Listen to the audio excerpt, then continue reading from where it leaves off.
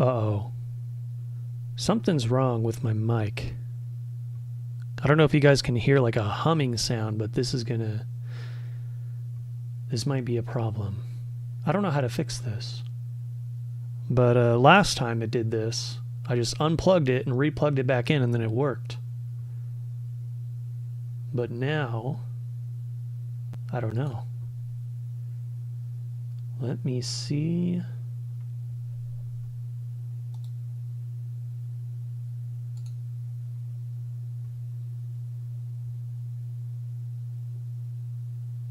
It was working just fine before I started the stream too. This is really fucking annoying.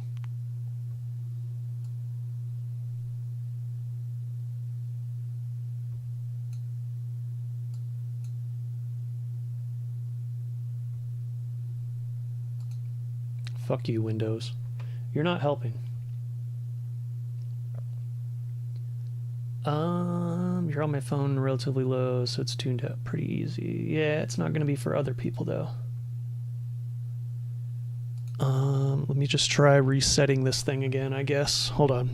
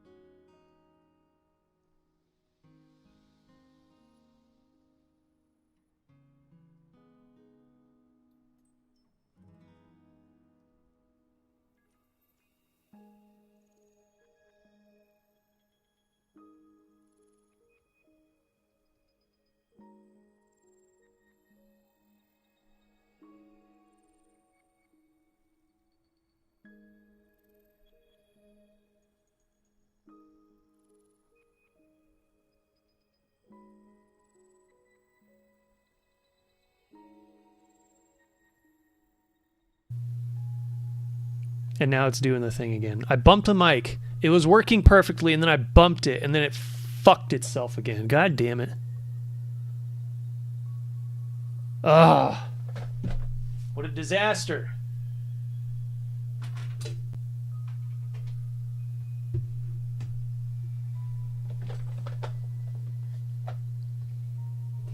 Hold on. I gotta do this shit again.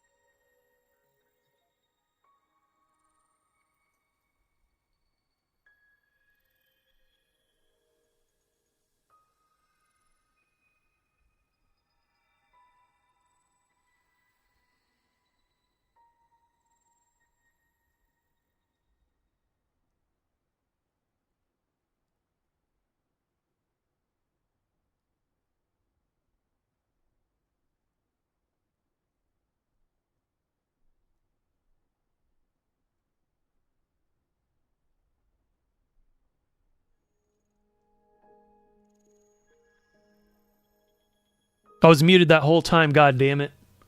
Oh shit. Well, here we go.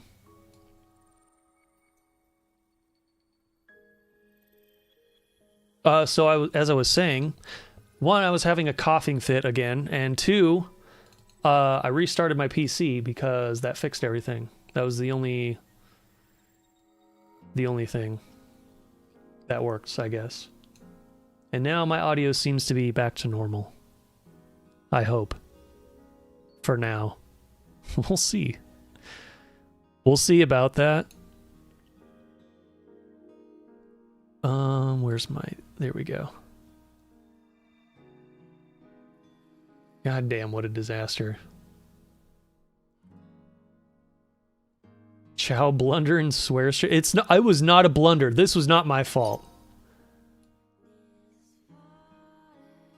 I will admit when I'm a boomer, but this one was not my fault at all. My audio just stopped working after I started the stream. Anyway. Hopefully it's hopefully everything sounds good now. Alright, we got the volume down. Alright.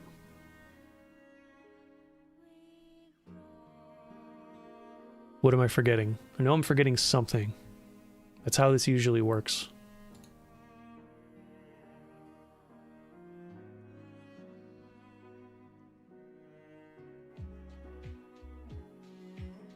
Oh, this is the intro.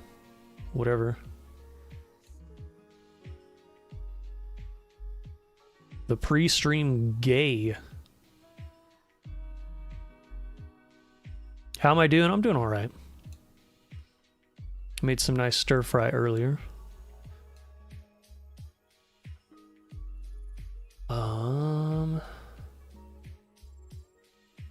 And I've been working on RNG. And at the pace I'm currently going, this might be the fastest I ever get one done. Shocking, I know. But the only thing that I'm behind on is getting through this showcase. I need to do this showcase before I can finish it. Because I don't know what's being shown here at this one. I don't know anything about this.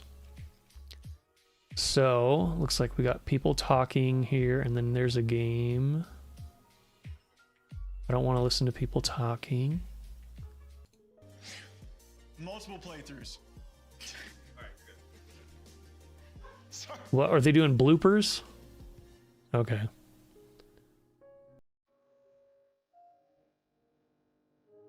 Yeah, I got the audio fixed though, so we're good. I hope. We got a little sizzle reel. Oh wait, these are some games that we've seen before.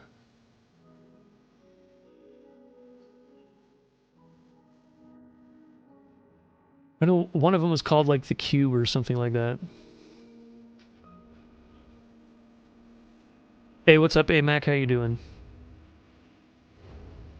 You've just tuned in to the most scuffed stream in history. Why are they showing RuneScape? No. No RuneScape. Get that shit out of here.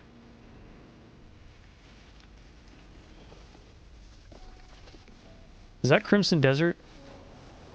I've been like avoiding stuff for that game because that game looks really good and I want to play it. Hey, what's up, Shining? How you doing? Don't look at me like that. I know what that face means. That means bad things are about to happen.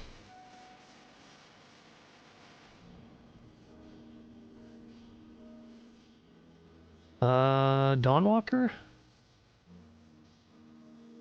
I don't know what that is. Phantom Blade Zero? Maybe? Games I don't care about? Rune shit. True. Oh, this is that Dinosaur Souls-like. That game looks hilarious. Called Dino Blade, I think. It's literally just Dark Souls, but you play as dinosaurs.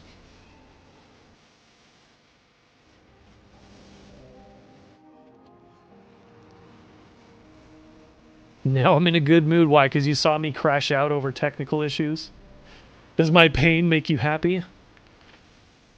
Actually, I already know that. It does.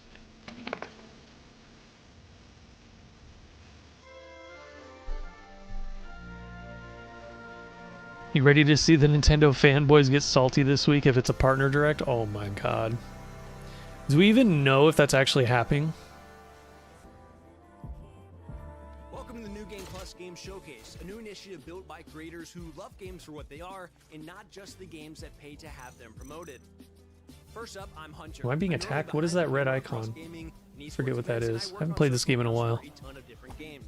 My favorite games of all time would probably be RuneScape, Dark Souls 3, Leaf Green, Black Ops 2, and Star Wars Battlefront 2. Then we have You got shit taste, bro. point where gaming, esports, and streamers collide. If you look at him for too long, you'll start to wonder why his neck is so long, and if you look at his Twitter for too long, you'll wonder how much Nadeshot paid him to tweet clips of him every single day. His favorite games of all time are RuneScape, Age of Empires 2, Halo Infinite. What's with all these RuneScape fucks? God damn it. Next up, Luality, a streamer with a hatred of spoons and a love for dragon sex. Lua probably has more personality than the rest of us in her pinky. Her favorite games include Baldur's Gate 3, Cyberpunk 2077, XCOM 2, Witcher 3, and Mass Hey, yo, Effect. what? Then Luke At least I can sleep through it. Oh, that in chat, guys, interesting. Luke breaks down games through their DNA. Congrats on your engagement. There is no such thing. Where our brains might be smooth, his Yep, is nice this is the and good swimsuit. This is the one I got Kingdom Come the Deliverance last time I 2, played this, Last of Us, when we were doing the Xbox one. and Arkham City. The fifth and final in-person member this year is I Am Rob. Rob came from the hell of making Call of Duty Alright, videos so to the other hell of I do want to get making this games. fishing data His favorite first games of before all I get time the are last Witcher one. 3, Halo 3, Batman Arkham City, X-Men Legends, and Call of Duty Modern Warfare 2. Not to be confused with Whoa. Call of Duty Modern Warfare 2 Janky. or Call of Duty Modern Warfare 2 Remastered. Then Now my mood is soured again. So much modern streamer shit. Oh man. Yeah, pretty much. He just had a beautiful second child. Does she always have heels on? As far as I can tell, yes. Unfortunately. His favorite games of all time are Resident Evil 2, Silent Hill 2, Elden Ring, The Last of Us, and Metal Gear Solid 2. Weird. This is gonna be a weird take, maybe. But I think high heels are stupid and not attractive. Incredible worlds, creative devs, and stories behind those games. Oh, CT man, I'm the opposite. No paid placements, no marketing scripts, just pure passion. I've always thought they were excitement for what's stupid. coming up in game. You can expect a wide range of content. Do some strange bait. Let's see what we get. Trailers, fresh gameplay, developer interviews, behind-the-scenes content, and even some updates to your favorite games.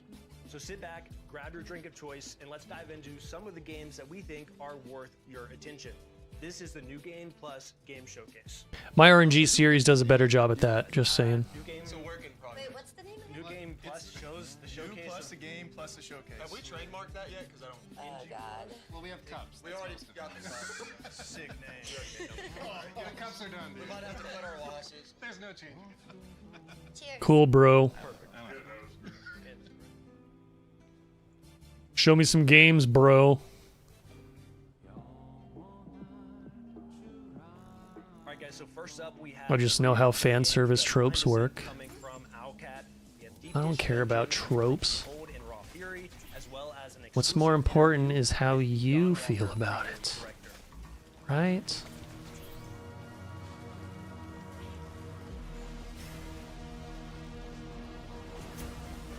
Nice. I got a tire. I'm getting no points for that though, so I'm not gonna do that anymore.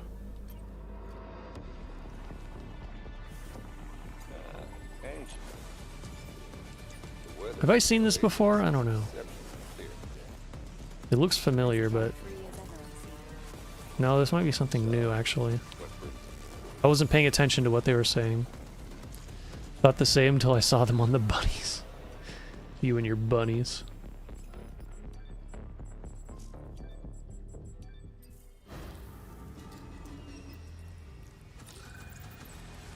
Wait, did I miss the title? Hold up. Blind Descent.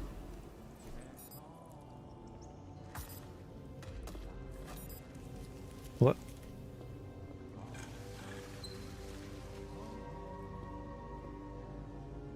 Yeah, I have seen that one. Okay, I thought they looked familiar.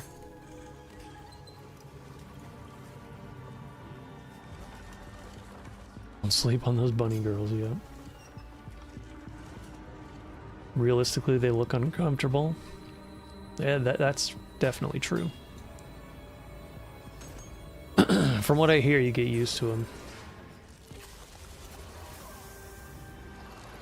After doing it a long time. Deep Dish Dungeon, I'm pretty sure I've seen that too.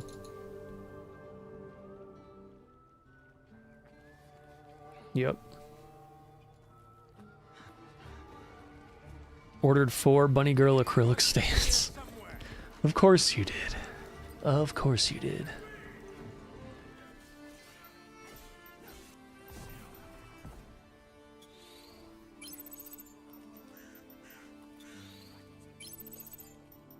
A Dawnwalker is like a special kind of Blood of the Dawnwalker. You've seen that one before a bunch of times. fully a vampire, not a human. It's something in between. What this means is basically that you, as a Dawnwalker, you have underwent. This game does look good, though. Used to be human, and now during the nighttime.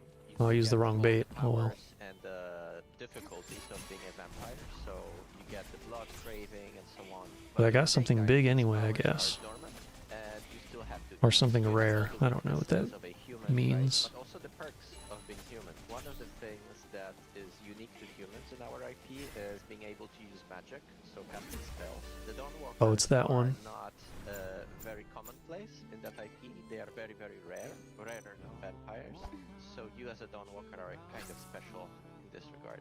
I would say the short-term things that have immediate impact on the character development. You have Bunny Shizuna on your work desk. I don't think I will do that. You know, either animals or humans of blood suddenly, right? You get these cravings. You get these You can do that. I will experiences that you didn't have. not do that. Just saying. And his clique of vampires actually caught him on his low point when he was vulnerable.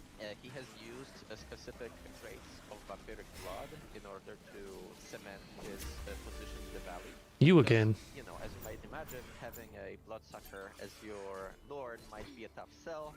However, the alternative is getting Transition lab school after you graduated high school. Nice. actually, it doesn't I was looking at that one poster and that screenshot from Trails Beyond the Horizon. I can't tell if it says Saber Curious or Sober Curious. Oh, that one? I think it's Sober Curious. We do explore this in the game, so you might see like If I remember correctly. directed to Brent's new iconography shown in the local cathedral, for example, and in the castle and so on. I'm definitely doing that. Gotta assert dominance. Yeah, you can have Shizuna all over your desk if you want.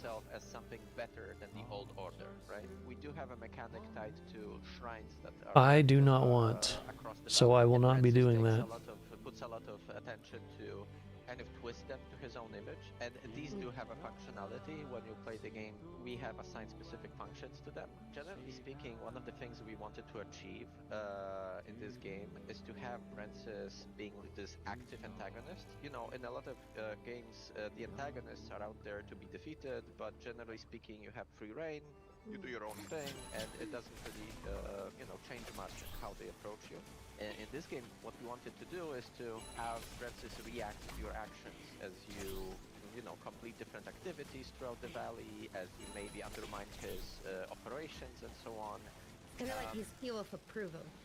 Exactly. So it's like, so basically, the way you can think about it is like the more you do in the valley, especially if you. No, I will undermine not be Francis, you doing will gain that. notoriety. The more notorious you are, I will be the doing more no that such thing. Francis will pass in order to thwart you. So, for example, you might send out more soldiers to patrol roads. You and your villages, goddamn right? fan fiction. In some extreme cases, maybe even initiate a lockdown of the city to basically hamper your ways of traversing it, right? There is a number of these edicts we have prepared. Ship yourself with Shizuna or Milliam and join her on our quest to be in every hot spring in Zemuria. Yeah, go on an adventure with Milliam. You'll have a gay old time. So the more notoriety you gain, you know, the better. It'll never be boring, that's for sure. They actually like that. There is a number of plot lines that you can follow if you want. You can also cut them off because we have added these systems where, for example, you might lose control over Cohen when he's a vampire if he was hungry. You might kill off some important NPCs and then the plot line just cuts off basically, or you get some alternative version. There are some ways to enter the castle in the open world. You can ignore these side plot lines. You can level up Cohen and decide to attack the castle on your own, right? Out of curiosity, is there romance in the game? Romance. You yes, of simping course. for luality? How dare you? Options, yes. We didn't delve deep into like with whom yet. Okay. And, I'll leave that for the future. Don't fall for the e-girls. Yes, Don't do it. Expect to build relationships with characters, but like I said, there is like one main goal, very varying ways to get to it. These different ways that you pick will impact, you know, what happens with Veil Sangora in the end. She's not bad looking though. I think, yeah, I think Gotta I admit. really recommend experimenting with this stuff and having fun with it. First one, Blind Descent, Martian, Survival, Co-op, Adventure. Gives me Subnautica. Oh, here we go. No, in the best way possible. I really like it, but like more with land exploration, which is really cool. I honestly can't wait to try it. We're also going to see a lot of survival games today. So I think it all comes down to what the ultimate depth of the game is. But I also, my first thought when I saw Martian... Okay, whatever I was caught No this Man's time Sky. is That's how really it's gonna fighting go. me. Maybe a reach for expectation-wise, and then definitely a tall task. But when I heard Martian, I thought No Man's Sky-esque. Like you said, a lot of Yeah, I have the survival lowest games, expectations, but I think just it's saying. popular right now, What is that? and I'm hopeful that a lot of them do it right. Is that new? This is like going underneath Mars and has aliens. It looks interesting. Oh, yep, that's a I new like it. one. I'm Nice. intrigued about the variety of ecosystems. Why is it lagging? Oh my aliens god. and plants that they Or maybe that's their stream when they did it. Popular right now because people like them, and so they share a lot of things mechanically, but for me it's usually the vibe, and this one has a vibe. Yeah, it's a good vibe. That's what I wonder how that gameplay loop goes. Like, how far down can you go? What kind of biomes are you experiencing? Could also be YouTube just being a piece of shit because it's using like 50% of my CPU. Loops, so how can they... My old dying CPU that I beat to death when I played Satisfactory. I'm good for survival games. I'm like, at that point, I'm the target. When I was playing Satisfactory, it was using like 90% of my CPU most of the time.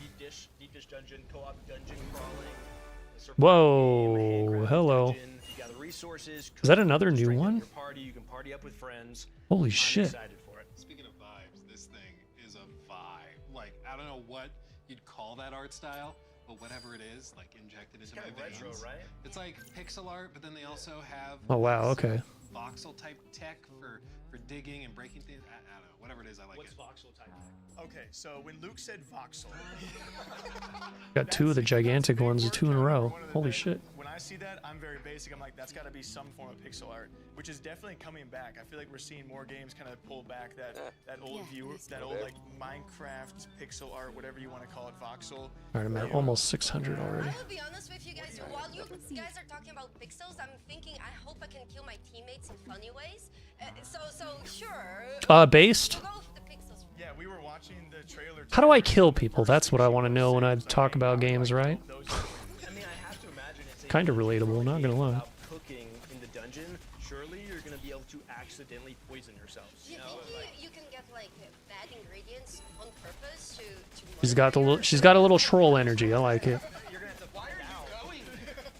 So, I wonder though, with it being like in dungeons, like if they're gonna have an in-game proximity chat kind of thing. I hope It's one of my favorite things in games like this when you're like walking through and you can hear your friend off in the distance. I wonder if they're using The Lethal Company. Yeah. effects where- you can hear them screaming. Funny enough, I had the funny joke where Millions P was extracted from every hot spring in Zemuria, and that was how she was revived in Cold Steel 4. Across the world. Oh my God. That's how they did it, huh? Dishing, baby, I'm dishing. I'm dishing.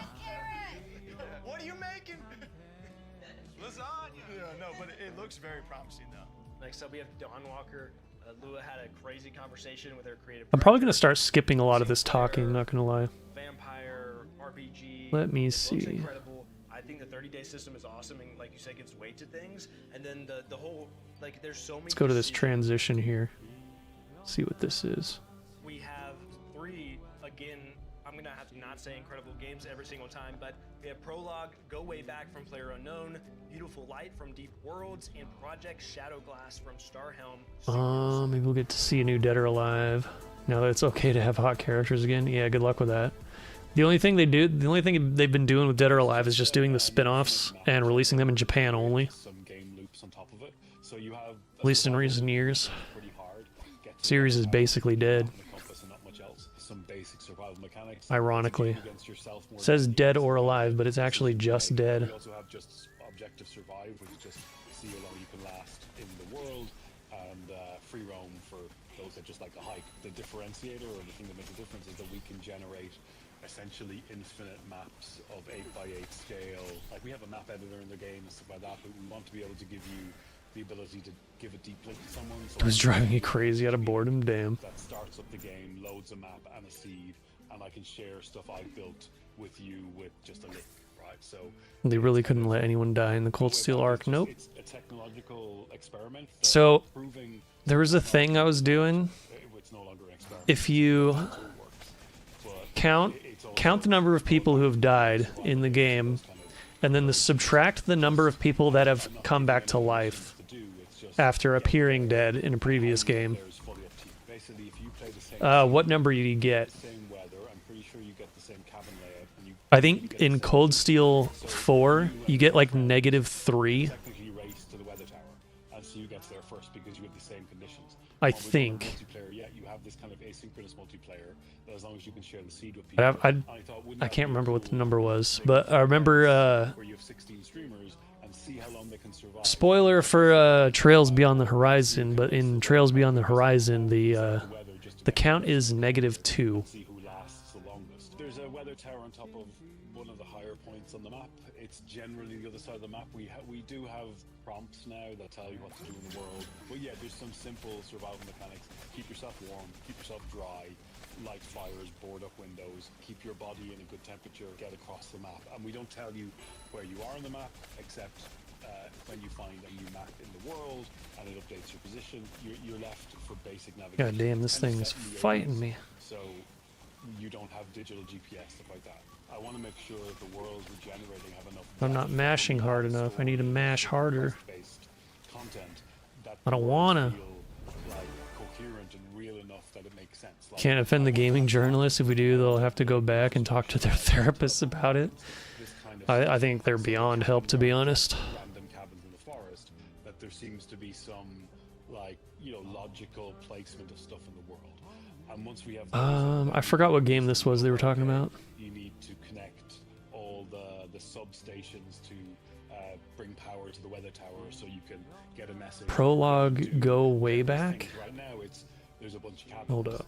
And there's survival mechanics, but we want to add a lot more depth to the environment. Oh, there it is. Preface a tech demo. I always said I wanted to release a free tech demo of the engine we're building, and that's what Preface is. Oh, that's weird. This one's in early access, and I didn't even Will be Preface. know about it It'll just be a when it came out in November. possible with our engine at that time. And it's more like Minecraft Survival. Player It's an Unknown example Productions? of what Really? you can do with the engine, and it'll be open source and free for everyone. So I don't know about you that can do one, it. Chief. So having this kind of digital space, like an internet in 3D, I don't see anyone working towards that. I see small bubbles, but I don't see anyone really trying to do Earth-scale terrain with millions of people. And that's kind of the bigger goal, and that's why we've broken it down into 3 games. The aim is that you should be able to do anything from 10 by 10 to 100 by 100 with 5v5 or 100v100 relatively. Whoa, easily what the hell is this without thing? problems. We will build maybe an Earth-scale terrain, maybe smaller, with hopefully a network layer that supports millions of people. That will be kind of a survival. Think I got something new, maybe? MMO type game, but again, that's just one layer of the world. Like, I want you to be able to just jump around the world and see what's happening, because you should be able to, like, I think if you want to interact with the world. Oh, it glitched out and couldn't get the thing in view. I got a great white fucking shark. Kind of leave your impression on the world. How is there a great white shark in this desert pond? Oh my god, joke out at Daybreak 2 is that the island EH sent Van and the gang is called Filler Island, and the Diddy call at a lodge where they tortured kids by making them watch bad anime filler. Oh, so they made them watch the they made them watch the game itself. That's the other gigantic one. Interesting. Alright, what are they showing now? I missed it.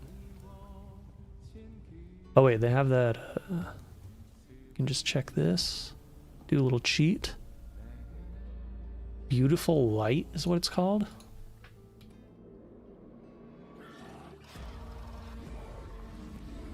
Oh, this looks interesting. Wait, it's a multiplayer game.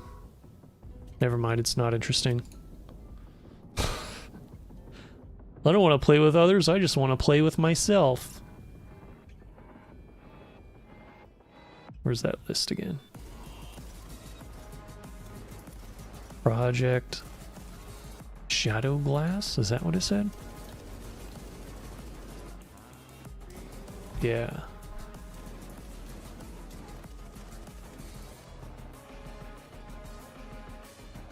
Oh, here, let me turn the quality up so it looks a little better. There we go. Fucking YouTube is using up so much CPU for no reason.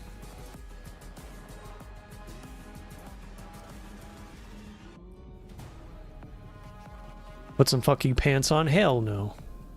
We don't do that around here.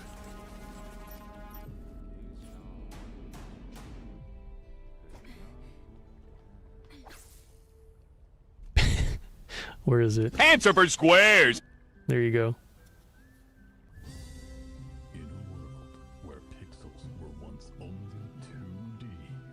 Wait, is it a 3D pixel game? Okay, that's interesting. I'm Dominic John, the dev behind Project Shadowglass, a 3D pixelated RPG that's a love letter to classic immersive sims like Heat and system stuff.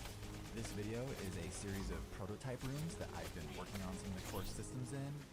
No art, no assets, movie generated by AI. This is all human-made, hand-based. Oh, there's the AI virtue signal. But you know what? At least it's a virtue signal I agree with.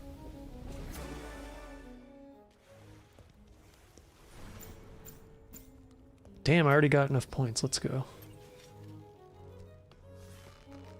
Welcome, Angel. And it looks like your fishing skill is improved again. Is that so? Yeah. Looks like you can still be able to catch them with the right. All right, Clyde. I'll take your. So, what brings the Angel? Is going to be 3D, and not just 3D, but simulated. The music emanating from this orb is going into the left ear and the right ear, but as I change the size of the space, Farewell. I have We'll see each other. you can hear the Clyde, character you're alive. of the sounds change. Oh, you don't have another one? Alright, let's get some more of the special bait. And if we go around the wall, What's up, Karyu? How you doing? you can still hear it coming from the opening in each ear. Daybreak 2 is an anime filler arc when 99% of this is going to be memory hole, just like the Northern War and Cold Steel, aka no one talks about the Northern War. I keep wanting to say Cold War because it's cold up there, I guess. So long. What is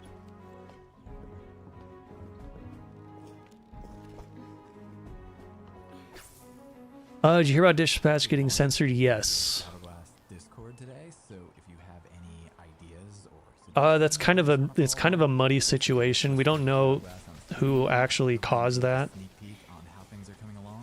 but the most likely case is that the game was rejected by Nintendo outright, and then they had to change it, and then they picked what to change. They just turned the censored mode on to have an easy way out. Survival game that we're seeing, and we were talking. It's a bare bones survival game where there is no common enemy. Your enemy is the elements, where you just have to try and survive.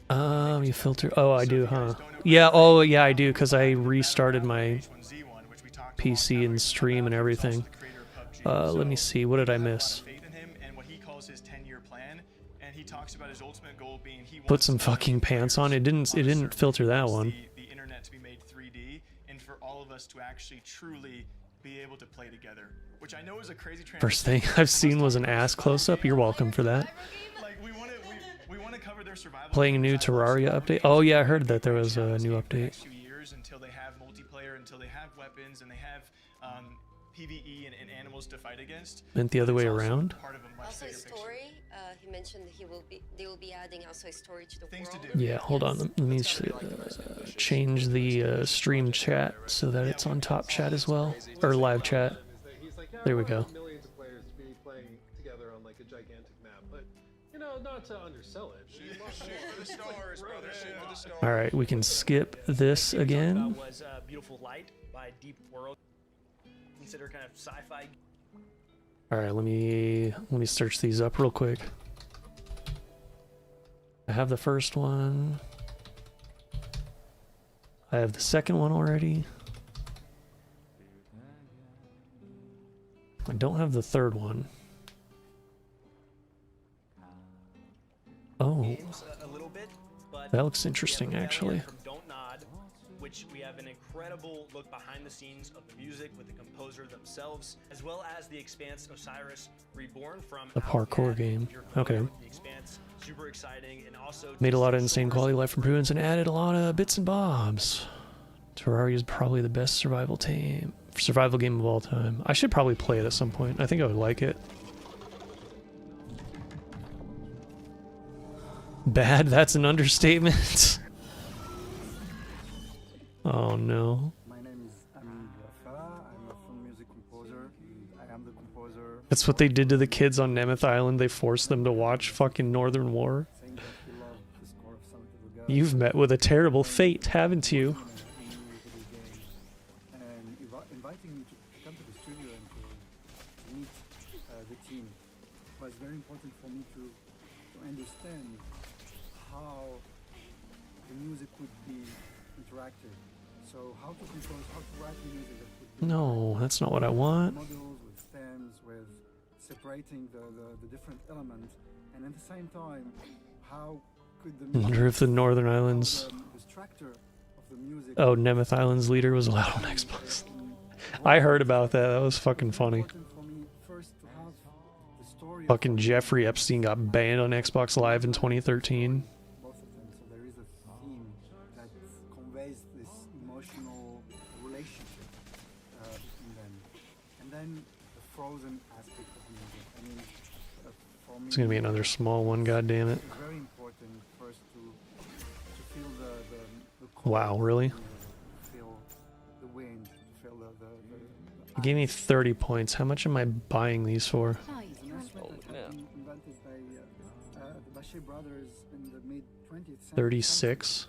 For Wow. me, it looks like an alien instrument. When you see it, can you not even Well, as long as I get one giant fish, then it's already worth it. to play the instrument? You need to get your hands in water and then rub crystal 4chan's founder was BFFs with that? Really?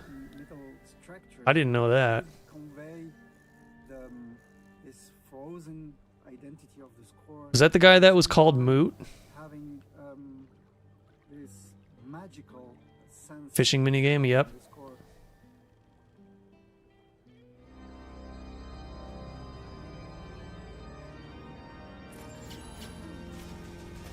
It's a good semi-passive thing to do while watching showcases and shit. Is a huge planet that I wanted to get this huge instrument and that it could also play very soft. The organ has a lot If I was just playing the game, of very soft, it could be very aggressive, it could then I would not want to do this.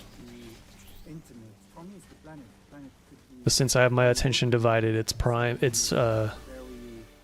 fine. very dangerous and very sacred at the same time. It's bearable. I thought that the Yeah, organ Moot. Oh my god, really? this majestuous feeling to the score. Did in blood. Oh my god. That's crazy. That's also like not surprising though, because back then there was tons of CP on 4chan. Video game score, and it's a lot of fun and a lot of passion.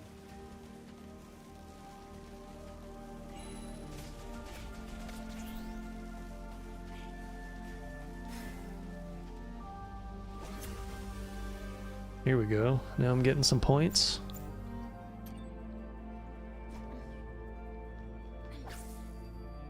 Yeah, this game looks boring as fuck.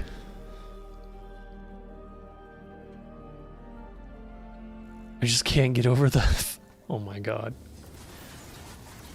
Yeah, there's a surprising amount of that out there for some reason.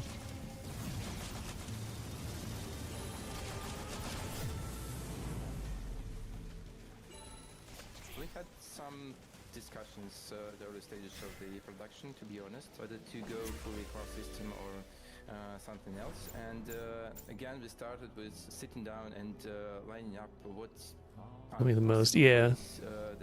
I've been playing some Bloodstained, and it's a pretty cool game. Oh, Bloodstained is awesome. And the second one is supposedly coming out this year. hacker, maybe an engineer, something else. As we designed those playstyles, I will definitely be playing that. How to mix it up a bit, how to let player to experiment. Oh, Epstein shared that? During the game. So, for Oh. example, when he finds a neat shoulder cannon, as we shown in the announcement trailer, even if he's a sniper, he might want to. A lot of crazy shit was revealed. The lesson is the culture war was all a big Fed psyop. To see how it works, and so. Yeah, probably. The possibility to do that. That was the idea behind the PlayStation. Oh shit, I got something massive. The starting preset that kind of gently guides you towards the certain direction of your power fantasy of how you play the game. At some point, the player will need to commit to his choices. So again, it's an important part of the choices system. You know, if you just can switch everything on the fly, that kind of makes Another great white. Yeah. So It wouldn't let me see it the first time because Eve was clipping into the guardrail. particular gadgets, and you just build around them. We give you some time to experiment. That is a blurry ass shark. During the character creation, you will have to choose between three major factions. Hope we get more licensed games. Will be either Belter, New Bloodstained? Yeah, New Bloodstained's gonna come out this year, possibly. You can choose your. Hold on, let me check. Let me check the date actually. If there even is one. Bloodstained: The Scarlet Engagement is what it's called. No, it just says 2026, so it's probably gonna get delayed. It's always gonna be my first assumption. That culture war led me to getting gay me's on my Tamagotchi too, then it was all worth it, I assume. Yeah, worth it. Whatever floats your boat, I ain't touching that game. Gay me's or not, I don't give a fuck. Every companion should belong somewhere in the universe, and they have their own background, consisting of their affection, and their acquaintance, and they have some background story, their own struggles. All this stuff will influence how they perceive the situations player encounters. So in every major plot event, they will have their opinions. They might I'm already up to 800. decisions. They might provide you some assistance, or maybe even some I'm gonna need more bait soon. to go for help, for advice, for military support, maybe. Of course, they will have their own stories, their own struggles, and you can choose to help them, or maybe to ignore their own stories. Been waiting 11 years, yeah. I know a lot of people have been waiting a lot for a new Tamagotchi game. The choices you make for those companions also will matter in long term. Yep, some of them will have romances, and you can see. Don't give a fuck about that game, you and me both. Chao wants to play X-Men Legends 3 with his own fiance. That I don't have?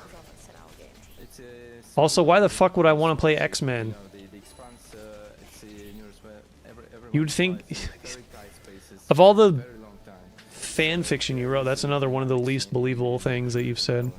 We have a few layers of the combat system. First of all, it's obviously the gunplay, a few classes of weapons that you can use, and mostly you do it from the covers, so it's a cover-based gunplay game. And the second layer of the combat system is that's your abilities. They might be Don't fall off. expensive ones, maybe something like a grenade or How janky the movement is in this game. No! You idiot. or maybe a protective drone, and a lot of gadgets that you can choose from depending on your play style. And as Julia mentioned, there are some play styles that are I will be adding T-Man. His only catchphrases will be third layer, but I'm old and gay and Fortnite is game of the year. Wow, that's just insulting. they have their impact on the combat. They have what we call But hey, he called you a predator earlier, so, you know, I guess it's even now. can order your companion to use an exploit in the arena and the environment to gain a certain advantage in combat. We decided against the management, the gameplay part of the survival stuff. So you want Let's to go. count in your gallons of reaction mass, or how much water you need to recycle before it dries out. Shizuna finds Chao's X-Men stash. That's not going to happen. Very dangerous. That doesn't happen. That would never happen. Survival will be a part of the game. You will have You're a fake news peddler, you know that? You will have a lot of very dangerous situations that You need to be have stopped. get out somehow. There will be a lot of survival in terms of your player experience, just not as a particular mechanic.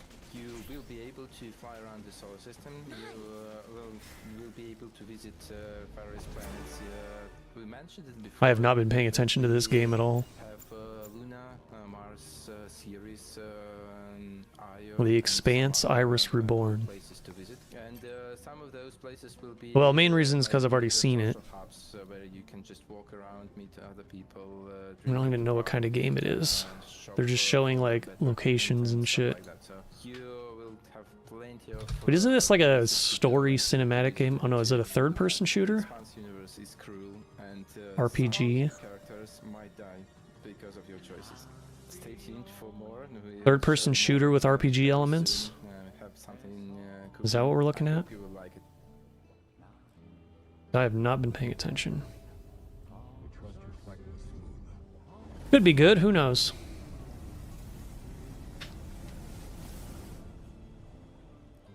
Might play Fortnite for Ed, Ed and Eddie. Oh my god. I loved Ed, Ed and Eddie as well. Doesn't this game have a 2B outfit? Yes, it's paid DLC though, I think. And I do not buy DLC on PlayStation.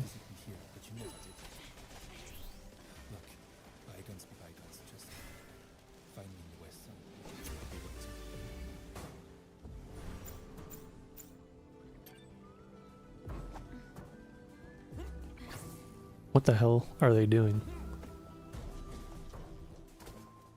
Sometimes I dream about what's under to Oh, this is the parkour game. This one actually looks interesting to me. waiting to be explored. It's kind of like a puzzle platformer of some sort. I could fuck with this big time, actually. Parkour puzzle platformer.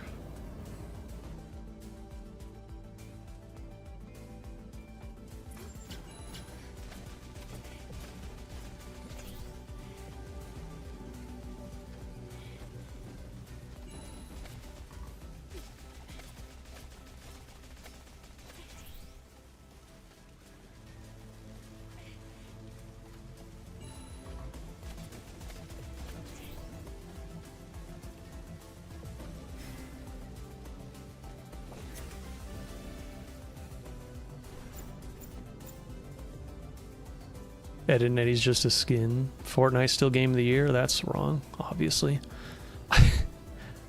A Leafy is here game? Yeah. Him and his freaking CSGO surfing shit. Oh my god. I could totally see Leafy playing this, actually, now that you say that. But yeah, there's more to it in this one, though, so I could totally get into this one. Especially because there's, like, puzzle solving and stuff.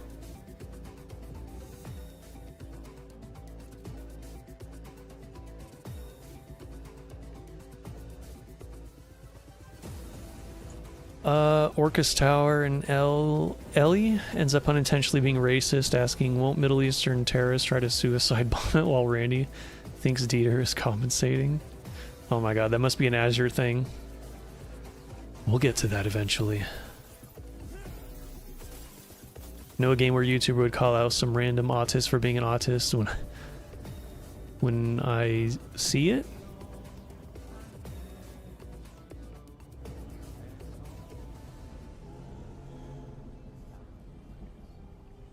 I don't know what you mean by that. Yes, I knew it.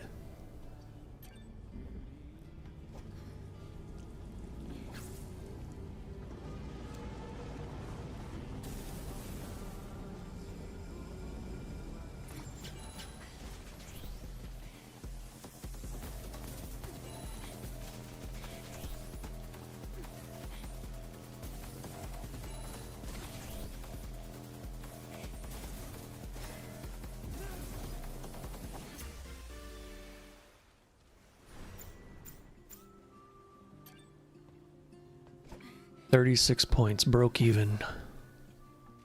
Typing is so ass today, I blame T-Man. You should blame yourself for having an Apple device, just saying.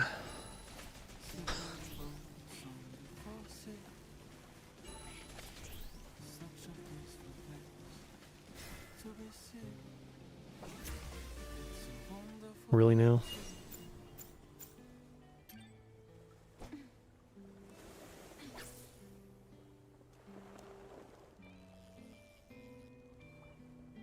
Yeah, that game looks cool though. I could totally fuck with that game. My understanding is it's a dual protagonist game, so you'll actually be swapping back and forth as they sort of work together. And I'm sure there's parts where you're separated, parts where maybe you're together, working together. Very emotional story. I'm sure it's gonna tell some annoying environmentalist story though.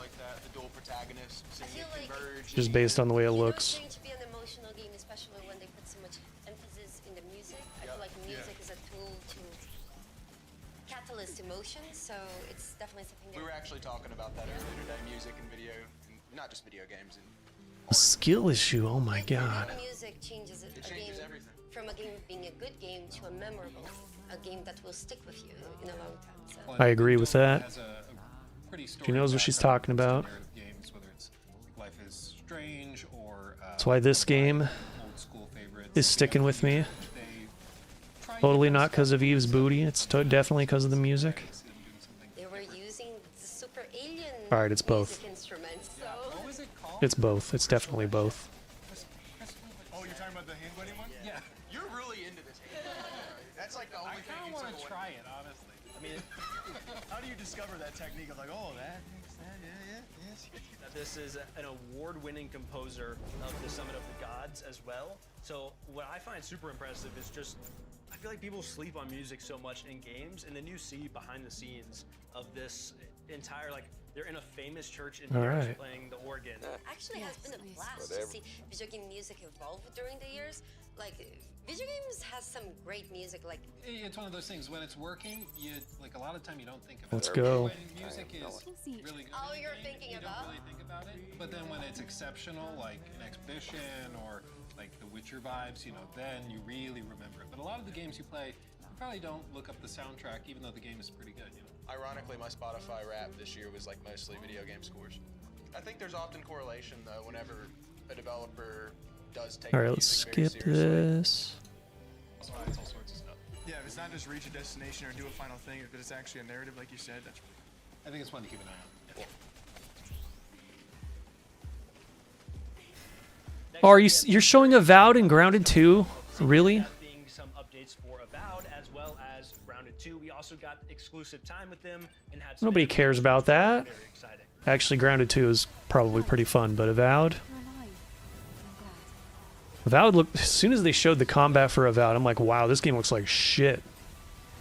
Avowed is a Obsidian first-person action RPG set in the world of Pillars of Eternity, where the player plays as an envoy sent by the Emperor of Edir to the Living Lands to investigate... Hey, what's up, Drewski? We're just checking out the New Game Plus showcase.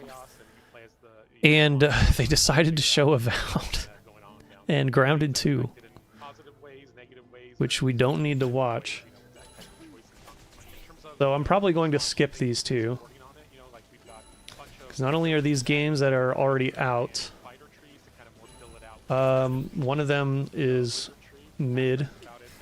The other one's not done. Hold on, let me check. Grounded. What is Grounded 2 at? Yeah, it's still in early access. It's only been in early access for like 6 months. So it's probably far from being done. Shizuno is tasked by the Calvard feds to cripple Reen Schwarzer and that she speaks like an annoying weeb. Oh no. She's already annoying enough, T-Man. Why? Why do you gotta do this? Alright, so next we got Outward 2, Forsaken Realms, Varin's Call, and Dragon Twin. Outward 2? I've seen Outward 2. Forsaken Realms, Varin's Call, that's a new one. There was another Forsaken Realm. What is that? That looks like a goddamn asset flip. So I will not be... I'll pretend that I didn't see that one. And Dragon Twin is not on Steam, so I can't look it up. Go figure. Next up, we have 3 fantasy RPGs. Where's High Guard? Oh my god. Very cool. You know, it's possible they might have something on High Guard here, because this was before High Guard came out. Wait, I don't think they will, because High Guard went like silent before launch. We also have Dragon Twin by Draconic Interactive.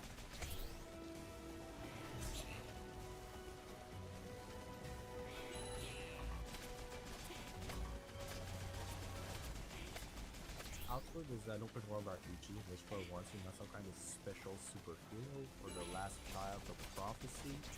You're just a dude or a dudette. And the reason why we are downscaling who the player is. I just realized my game's volume is probably too loud. Powerful. And that was the big change in our approach. We made all of our design decisions to be Let me, in alignment with this vision. If you were just a regular person and you wanted to think like a human would, Put it down to 20.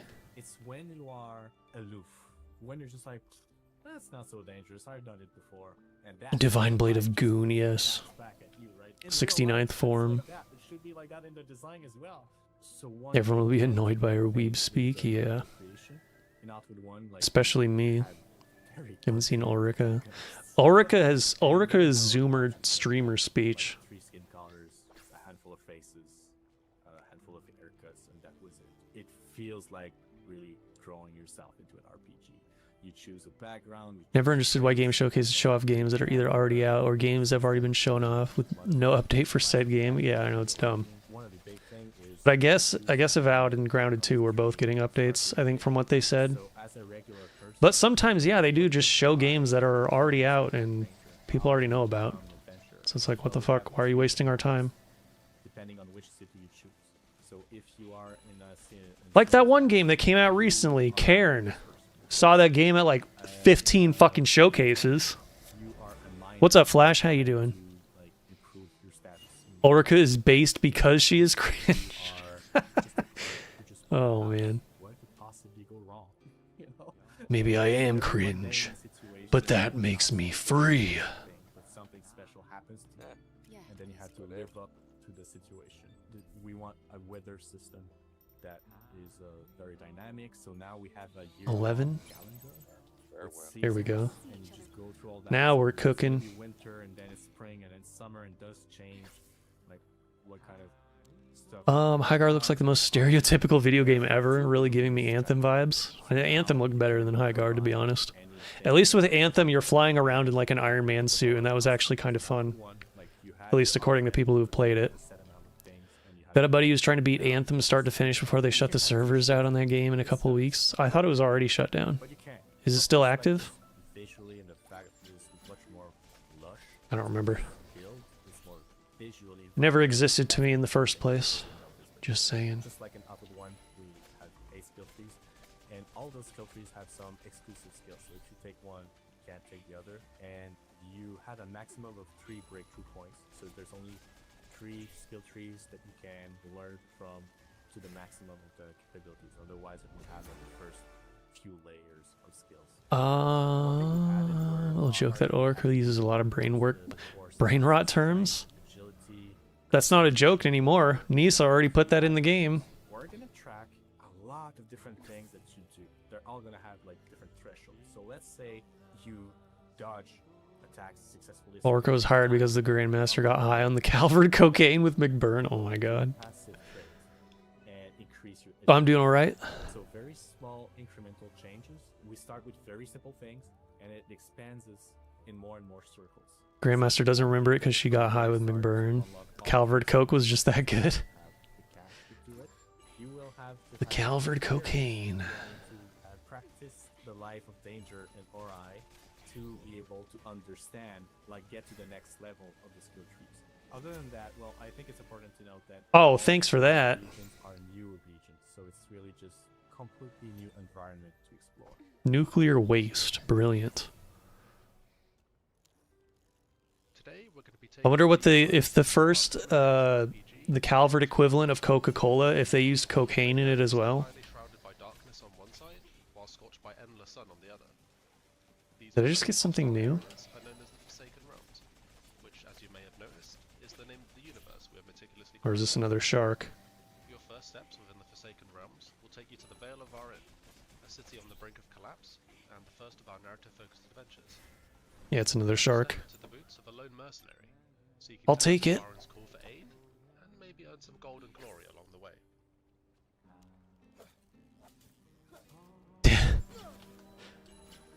Damn it, Nisa stole my joke. It's not a joke anymore. It's now part of the non-canon fanfiction localization. Highguard looks too damn generic, and the game is doing way too much with no identity of its own. Yeah, pretty much. I mean, it's a multiplayer shooter game, so it was dead to me as soon as it was revealed. So you know. Unlock and spend perk points to obtain new skills and abilities. I don't play that shit. By gaining character experience. Too much of a scrub. Hidden chests throughout the world will reward you with a range of weapons, armor, and unique trinkets. Some providing unique effects to help you gain an edge in your next combat encounter. The local hamlet of South Vale acts as a hub, a safe space that provides various amenities for you to further develop your character. Use the forge to upgrade. They didn't make her say brain rot terms like skibbity in that one number combination. Do you mean 6, 7? Oh no! Everything from an area of effect freeze attack that stops the enemy in their Your favorite. to ripping up the ground from underneath their feet with destructive force. Use the trap making bench to upgrade and unlock new traps and gadgets. A nice compliment to your. That's what she should be, though. She should be enforcer number 6, 7. And finally, the alchemy cauldron. This could be used. Oh my god, it's so stupid. From replenishing health and restoring stamina to curing yourself of nasty status effects, these concoctions are sure to aid you on your journey. So I can never put this 6 before us. Oh my god, Brett's almonds are activated as soon as he heard the number. Slightly overpriced magic spell you always had your eyes on, and upgraded that new polybuster barrel to the volatile variant that has even more boom. You're ready to get back into the fight. But The hell is this? yes, you're supposed to be the hero and save I got a the city. shitfish. Heroes need breaks too. Besides, there's a whole world to explore, and quirky characters from all walks of life need your help with their problems. Then you've come about the job. Bretta is the kid screaming "Oh my god" in my video when the 6, 7 comes up. Catch the criminal behind the death of her beloved friend. Or maybe you're on a mission to rid Varin of the Gnomi scourge that plagues the city. All because a crazy guy in an outhouse called you a hero?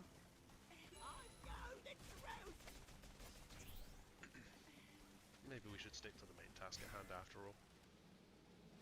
Varin's Call is soon to release on PC with full controller support, with the aim of releasing on consoles at a later date. Controller support, oh my god. Classics like Fable and the Elder Scrolls.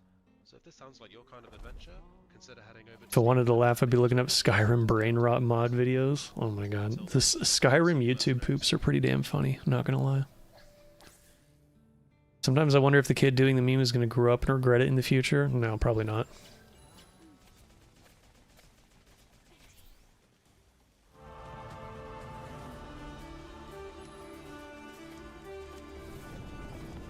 There's nothing to regret. He was just screwing around. As far as I can tell.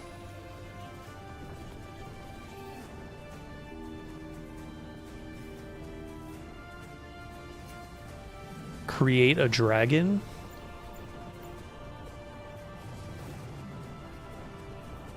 Holy crap, is it Drakengard but good?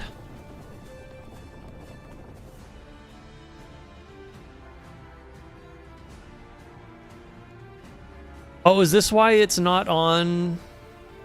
Okay, this is why it's not on Steam, because this is like pre-alpha.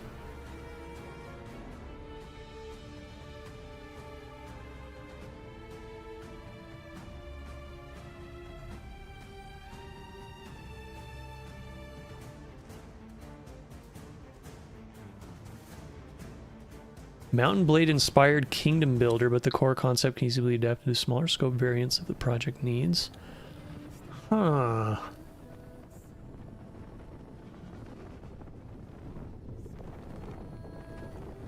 This could end up being pretty cool if they have their vision realized.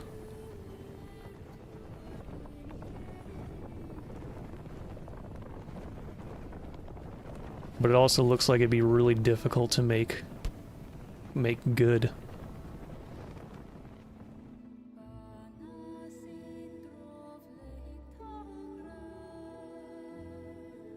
Have you ever seen the video of the kids and moms in a bingo hall when I-67 is called? No. It sounds ridiculous.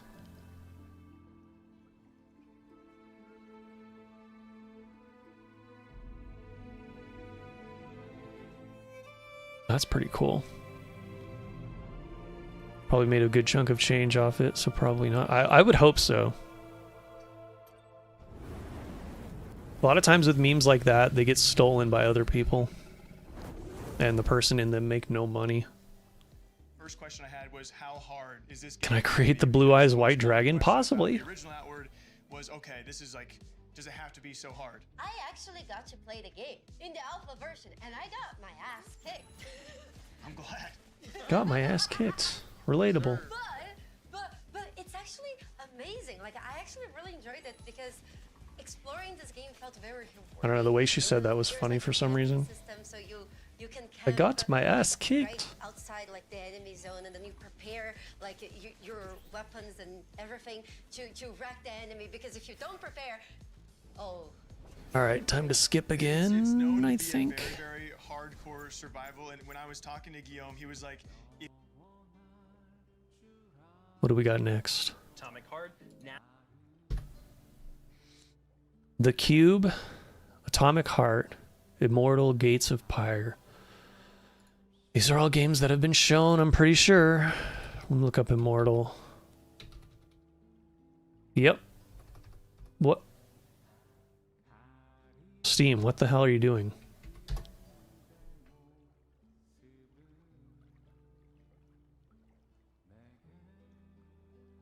of content coming from Munfish, a comparison of the twins from Atomic Heart, now in the Cube, a very exciting game I think we're all looking forward to. Yeah, Atomic Heart's already out. Why are you showing that? New screenshots from their DLC. You should be showing Atomic Heart 2.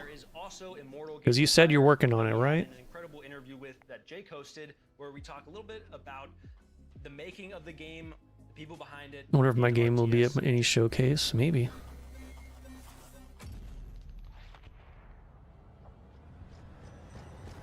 Honestly, I don't know how to make that happen, so.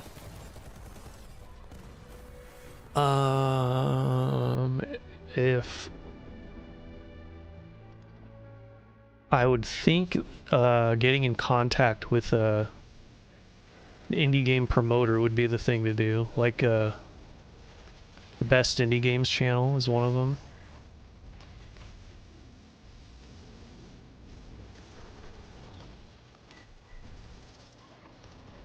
I don't know. Interested, I've always been a sucker for dragons. I'm kind of neutral on the dragons. They can be cool, but they're also kind of overdone.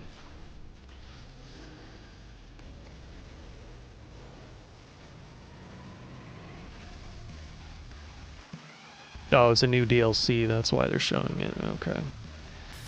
Yay, more DLC.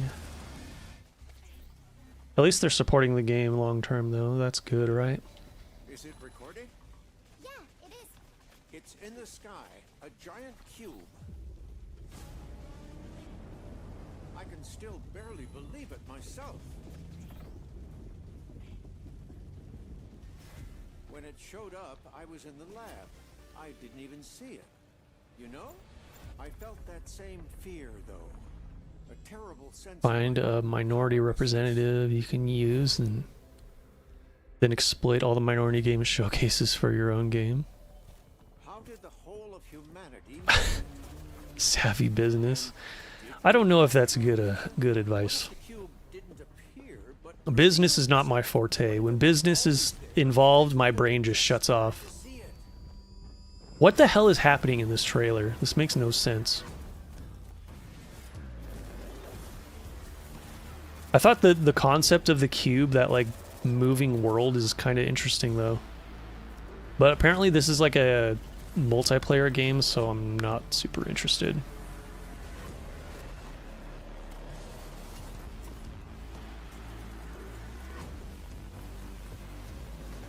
Can't wait to create the Nutbuster Dragon? What the hell?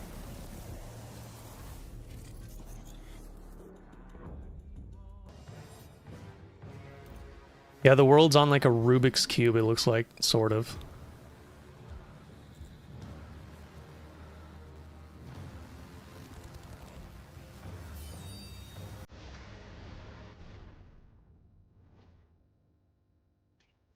Weird.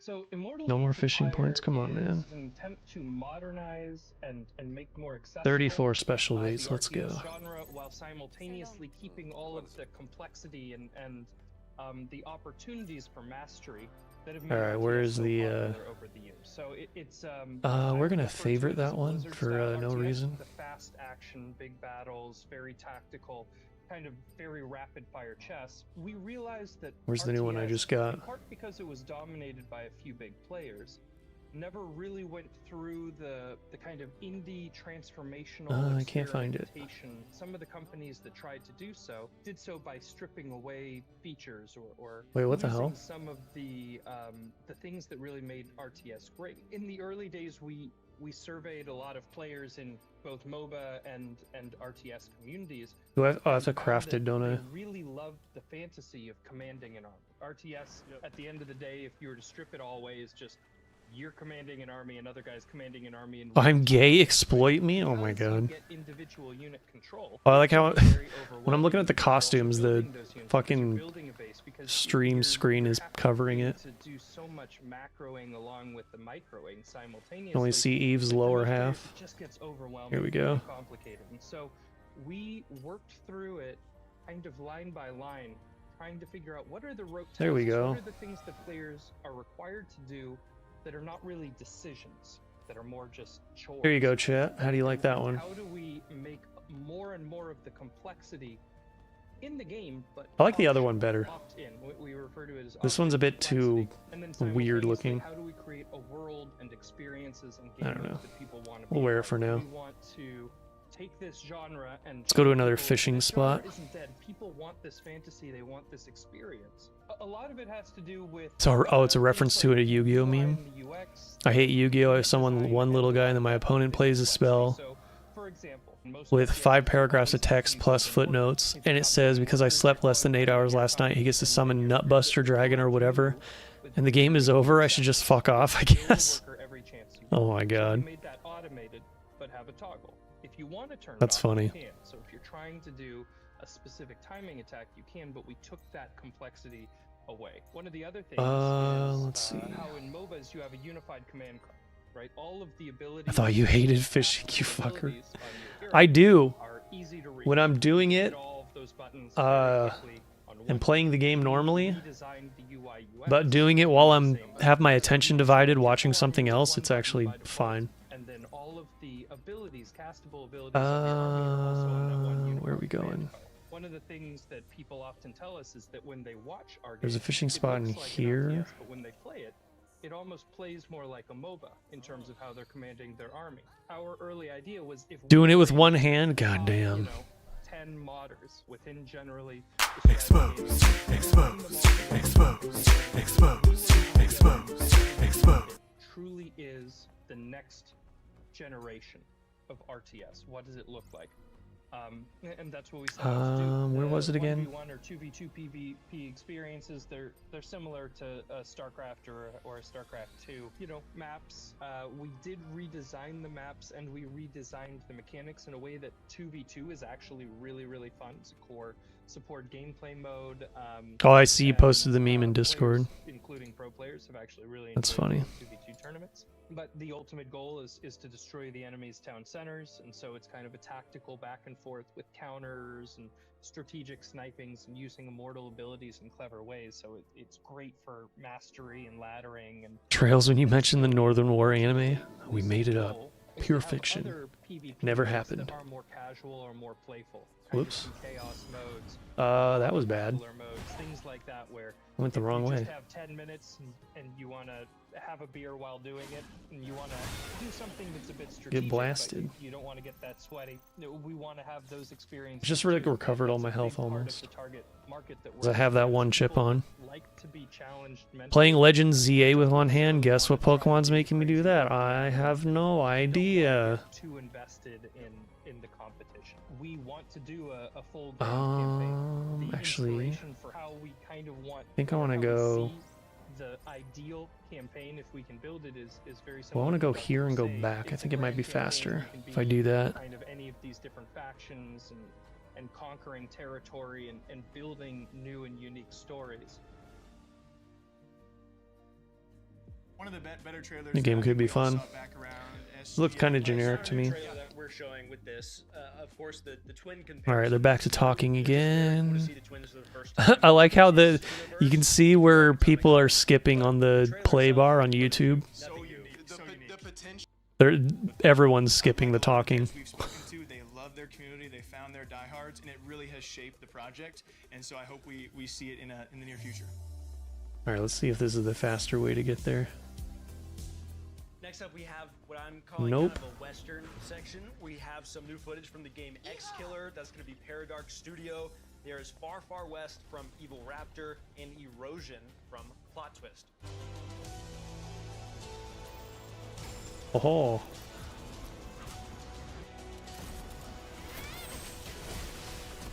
Get pooped on. Welcome to the world of Execular. We are Kasha and Amadou, the Oops. creators of the game. This is Gameplay Over.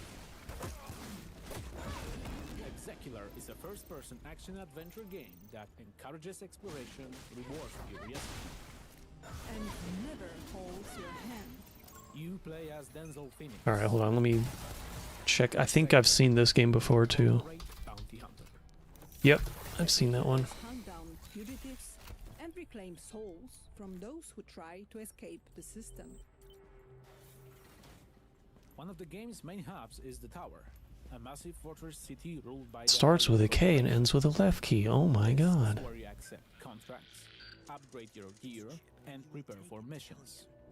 Job well Rather have an unmarketed game? The game is structured in chapters, and almost everyone begins and ends in The joke that Airboning wanted to invade Calvert in order to get the pass. Oh my god, the fucking N-word pass. Lies a harsh, scorched desert. You travel through it in a heavily modified car designed to protect Am I even you going from the right way extreme to get back? conditions such as heat and radiation. Inside the vehicle, you have access to your Can't remember. computer, storage, and a working Haven't been here in forever. Oh, no, I have to go this way.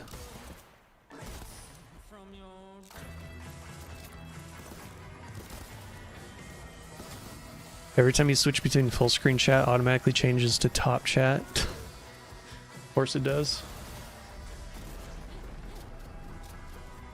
YouTube has dementia. No, they just desperately need to censor everything. That's what it is.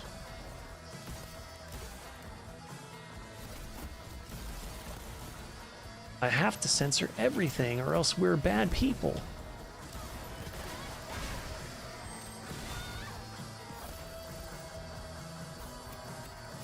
We have to protect all the adult children on our site. Survival is core part of the experience.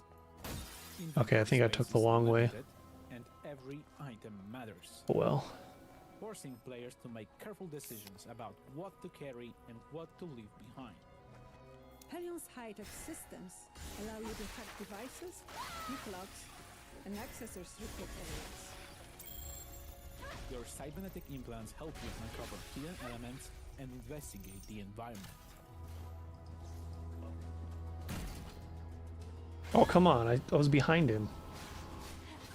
Missions The dick. level design are fully non-linear. There There's no single way to complete the contract. Stealth, dialogue, and combat are all valid approaches and can be freely combined.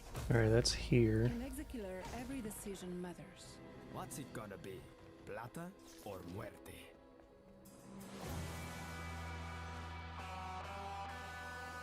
Wishlist Executor on Steam. Hi everyone, Robert here from Fireshine Games. I am the senior product manager. I didn't even see what I was attacking. Developed by the incredible 6-person team at Evil Raptor. Far Far West is a 1 to 4 player co-op PvE first-person shooter. Far Far West. I'm pretty sure I've seen that game too. Western world. Work together to kill bosses, collect bounties, and cleanse the lands of the evil enemy invaders. Today, I'm going to talk you through a short, single-round session of Far Far West. Here, we're exploring So many adult children on the net, and they keep murdering the dictionary. upgrade your weapons, spells, and carry. Well, they're doing more than that. Once the team is geared up and ready to go, we Murdering our brain cells. drop into the game. They're murdering the concept of common sense.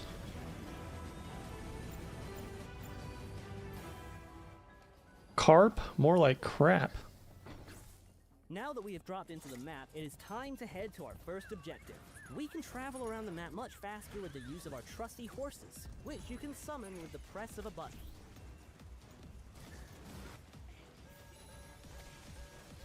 When fighting enemies, I can use different firearms and a variety of spells to do damage or heal Really? myself and teammates. Fucking lobster. Spells and guns can also be comboed together to make their effects more powerful, spread their damage further, or even create new spells. To summon this boss, we need to do the obvious. Launch a nuke at its nest. So let's get this rocket loaded with explosives and shoot it into the sky. When playing co-op, you have to work together as a team to complete the objectives and defend yourself from enemy attacks. Right now, we're throwing sticks of dynamite to my teammate for him to put in the rocket, of which he is actually only catching a few. While carrying out objectives, you will attract the attention of the enemy hordes, who will try and stop you. Every time Chloe speaks at the conference, the rest of the members say, "Shut up, libtard." Oh my god. I got a box. Bounty is far from over. Now we Strange have to bait. take the beast down. Something I don't use. Let's summon the boss and get this party started.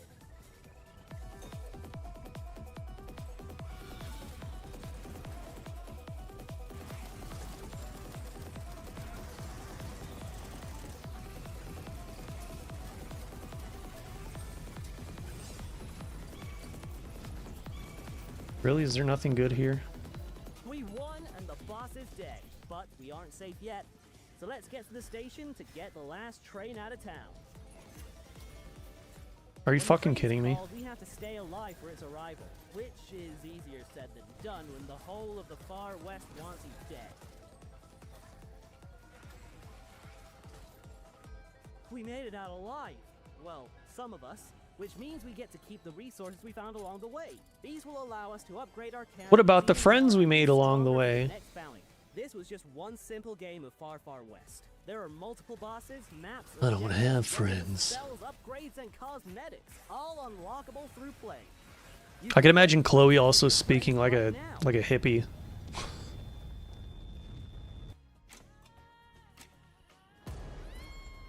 As a parent, you've got one job. Protect your family. Whoops. Whatever happens, you do it or die trying.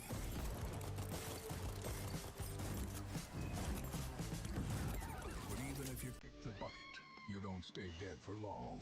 Oh, I've seen this one too. Flying fish, that's a new one, isn't it? Wriggling insect. Okay, what if I use that here? Well, I guess some more new stuff.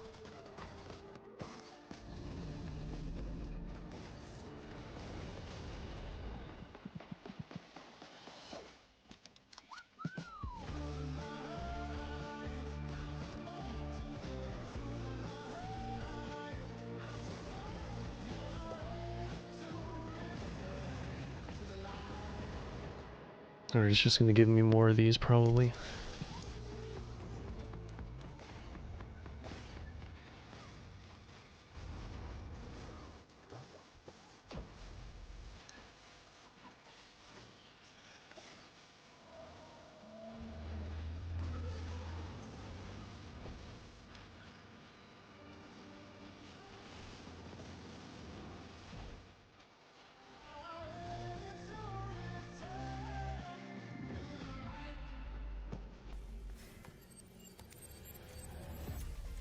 Hey, there's a new one. Triggerfish.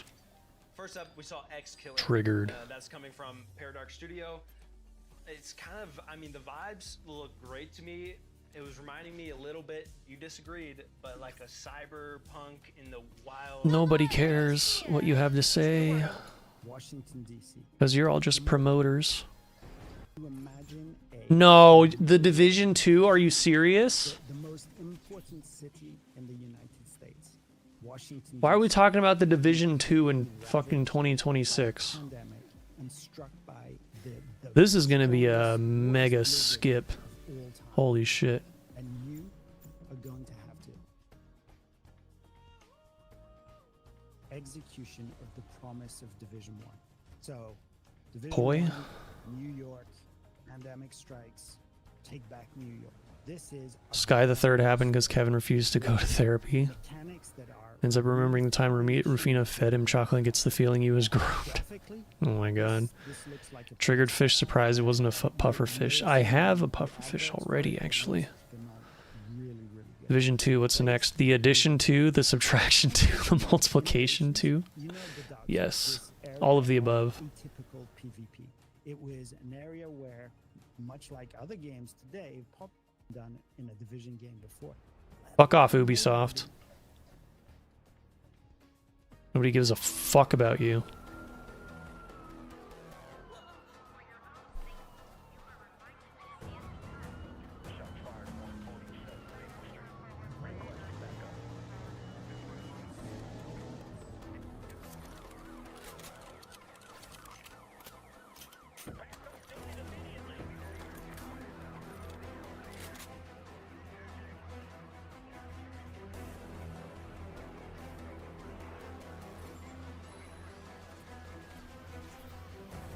What are we looking at now?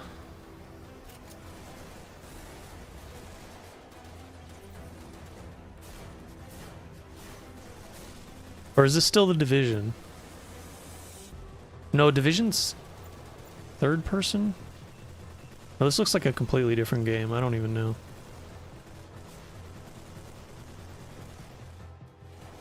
The Exponentiation 2, oh my god.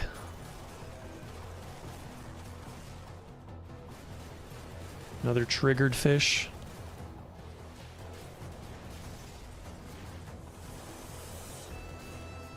It's expensive, and he says it just do be like that.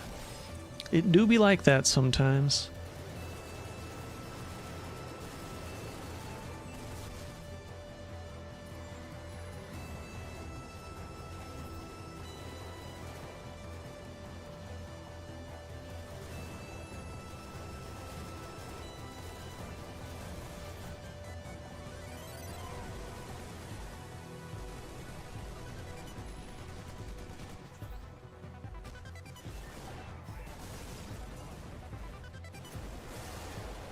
Is that? Oh no, I've had that before. Halibut. So many triggered fish. Yeah, they're all triggered that I'm catching them all. There's nothing they can do about it.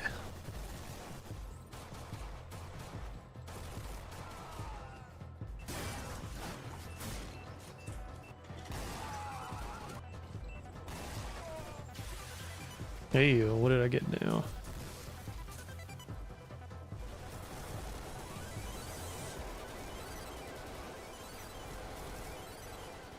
Hopefully something new. There's one more medium fish that I don't have yet.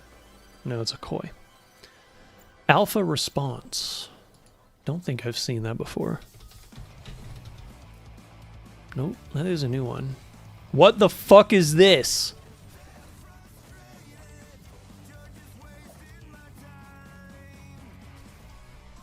Alright, I can kind of fuck with this. You're destroying the office. And it's a... Is that a roguelike? Probably gonna get copyright claimed for this. Last Man Sitting. Oh, maybe I think I've seen that.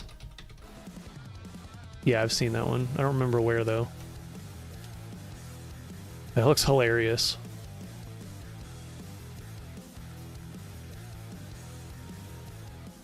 Gotcha jokes in the monolith summons characters from previous Sky games and Sky the Third. Oh my god. I wonder if they do the Sky Third remake, they put the gotcha system in there. Movement-wise, it sort of feels a bit like you're skating, but it's also most definitely a shoot. Because it's in the Also describe the game as a battle royale. So virtual world thing. VR? Is it more shooter? Is it a mix of both? How's that go? So many years ago, the early like prototypes of the game, it was a battle royale game. And it sort of went viral and got like a lot of followings based on some short. Whoa! What is this? But then, as we developed the game more, we found that we wanted to gravitate away from that a bit. So we saw some limitations with the battle royale gameplay. Eventually, the game became more like more of a 4-player chaotic PvP shooter. Is that new? Like a shooter version. I don't think so. Super Smash Bros, which is Yeah. one of our favorite games at the office. I already had that one. Different All right. modes. There's different modes also. We worked on the PvP mode. We also made a PvE mode, which is more like maybe best compared to Swarm survival games. So it's more like a lightly narrated story where you go up against your manager and you like go up in the floors of an office building. You have to survive for a certain amount of time. There's more and more enemies coming that become more numerous and more ridiculous as time goes by. There's mini bosses, there's main bosses. Oh, okay, I see what you mean now. The monolith summons the characters when they bring the gold crystal back. I get it now. That's when it gets really ridiculous. Okay. Then you can unlock, of course, new weapons, new characters, new abilities. You can upgrade your chair, so you can. That was one of my questions.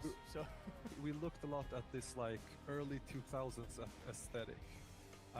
Which we thought was like really cool, especially like when we started designing the user interface. We felt like, you know, what if They're pulling for the 5 stars, but they don't know who the 5-star characters are because it's Ren and Richard. You have that those little square windows, and you have that font that we all remember. So eventually, the game sort of became more of this like 2000s.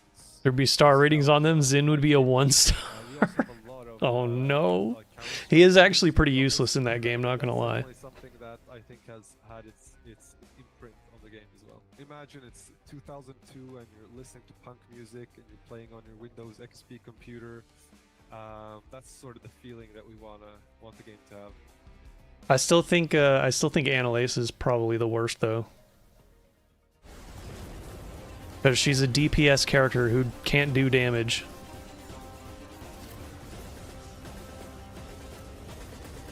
And has the worst, either the worst or second worst orbment, so she can't do spells for support either.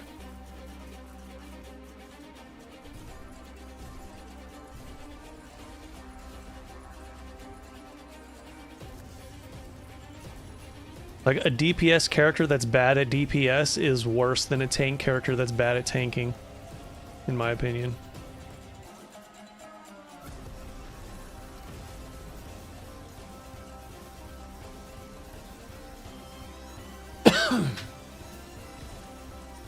Another one? Alright, there's fucking nothing here. So...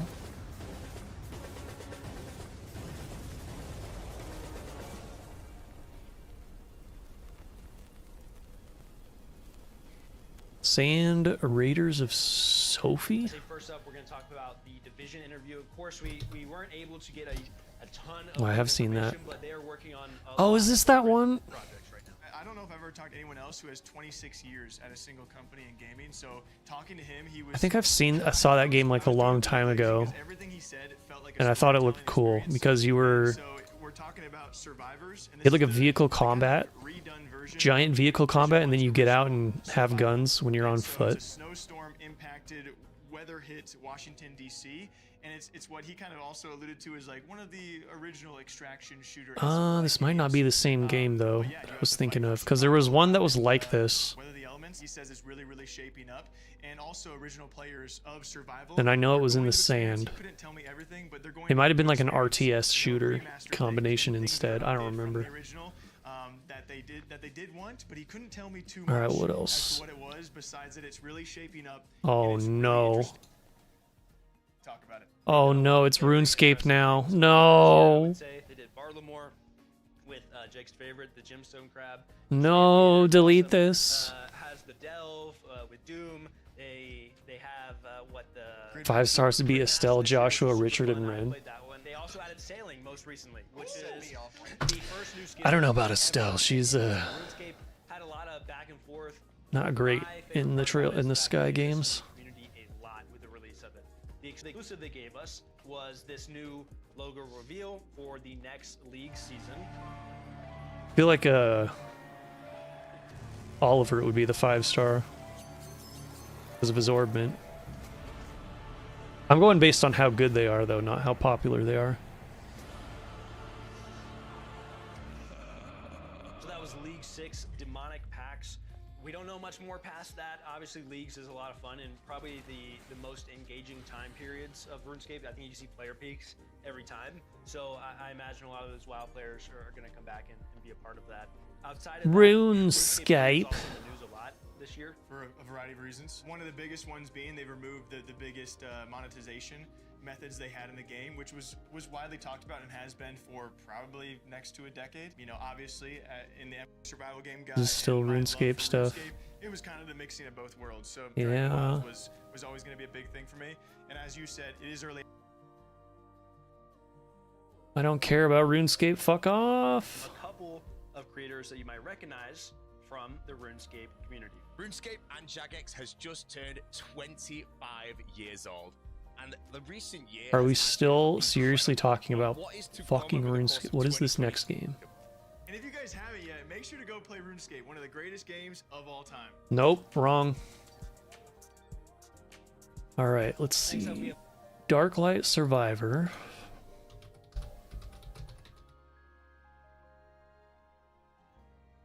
Tape 101. That's a new one.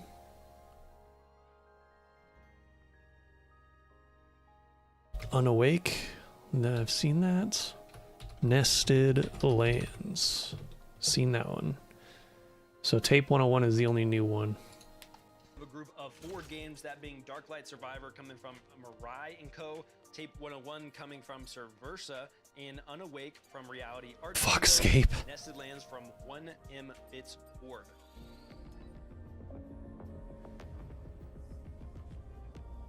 I'm gonna fuck your scape until you ruin.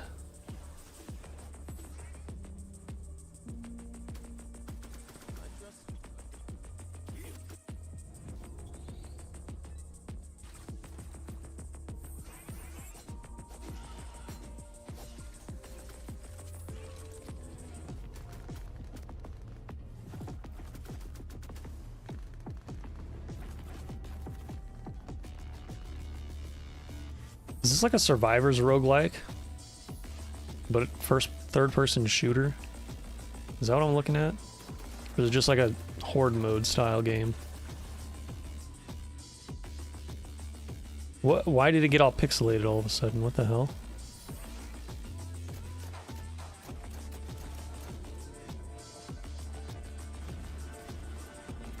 Where's my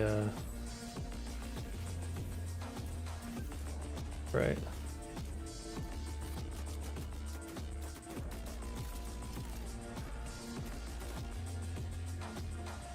Steve's gonna get a sunburn. Oh my god. Alright, which one do I want to go to first? I think I'll go to this one first.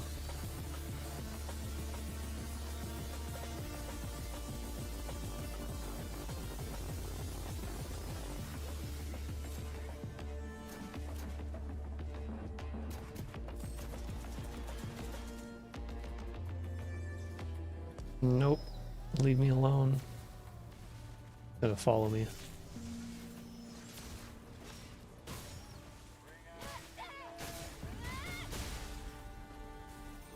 You too? Really?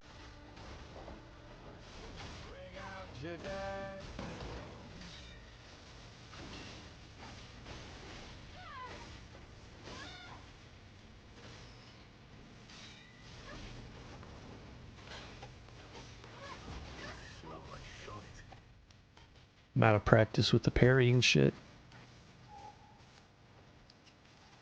Oh, is this a fucking survival game? Open world survival crafty game?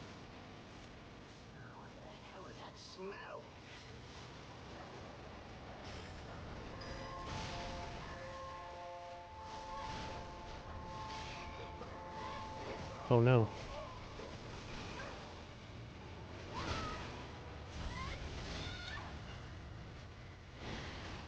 Things are getting a little rapey, I see. Can't have that.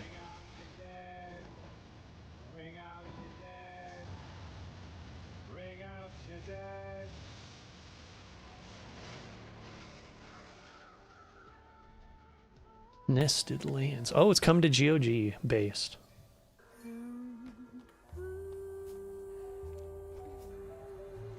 Oh god, backrooms shit.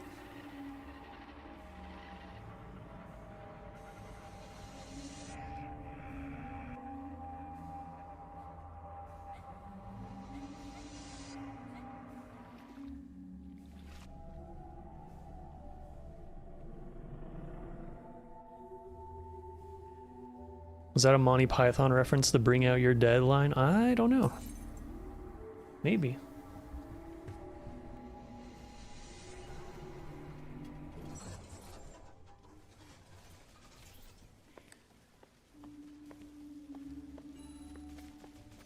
This is gonna be like a brick or something.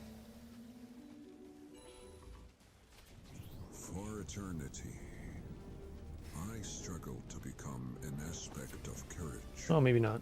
Freedom and honor.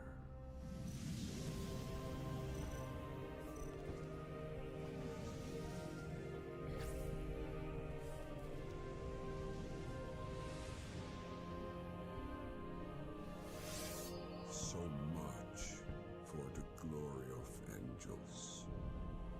Let it in. Pours in. He'll never be relevant.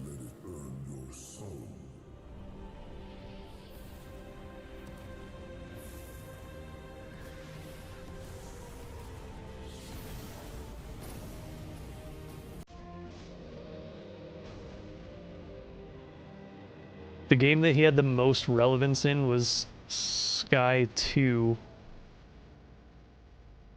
And even then, it's only when Walter was around.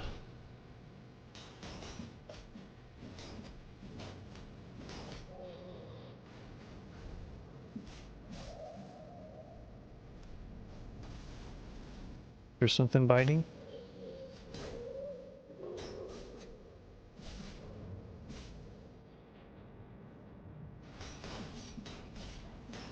Come on.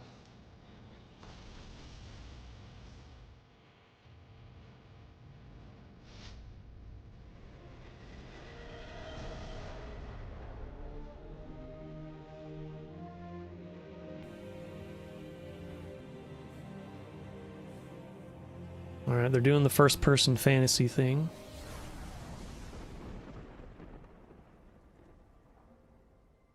First up, we saw Because Elder Scrolls doesn't exist anymore. one of the games we've seen that kind of blew our mind a little bit. You had top-down, you had third person, and something else. Oh, the instantaneous switch, of course, between top-down and third person, but then the pixel art, being able to instantaneously adapt yeah. to. That's it's insane. really sick. Yeah, combining both those features, because you said it and I was like, wait, is that what it's doing? I had to. Yeah, you can literally like just toggle it. That's such a crazy. My understanding. Such a crazy feature. So it's a game like a roguelike game. Yeah. And a little bit. It's a kinda like roguelike? Vampire Okay, that's weird. Survivors in the style of Megabunk. So you can either have the top-down view, first-person view, whatever you prefer. And Oh, they're talking about the other one. I don't know. Do that for me one more time. Just show me the yeah. See the direct. the world. Next up, we have a very exciting segment. Oh, really? I've already seen these ones, I'm pretty sure. Producer over all of the Warhammer 40K series, as I understand it, Anatoly Shestov. Yeah. And then, was it Rogue Trader? If it was Rogue Trader, that one's already out.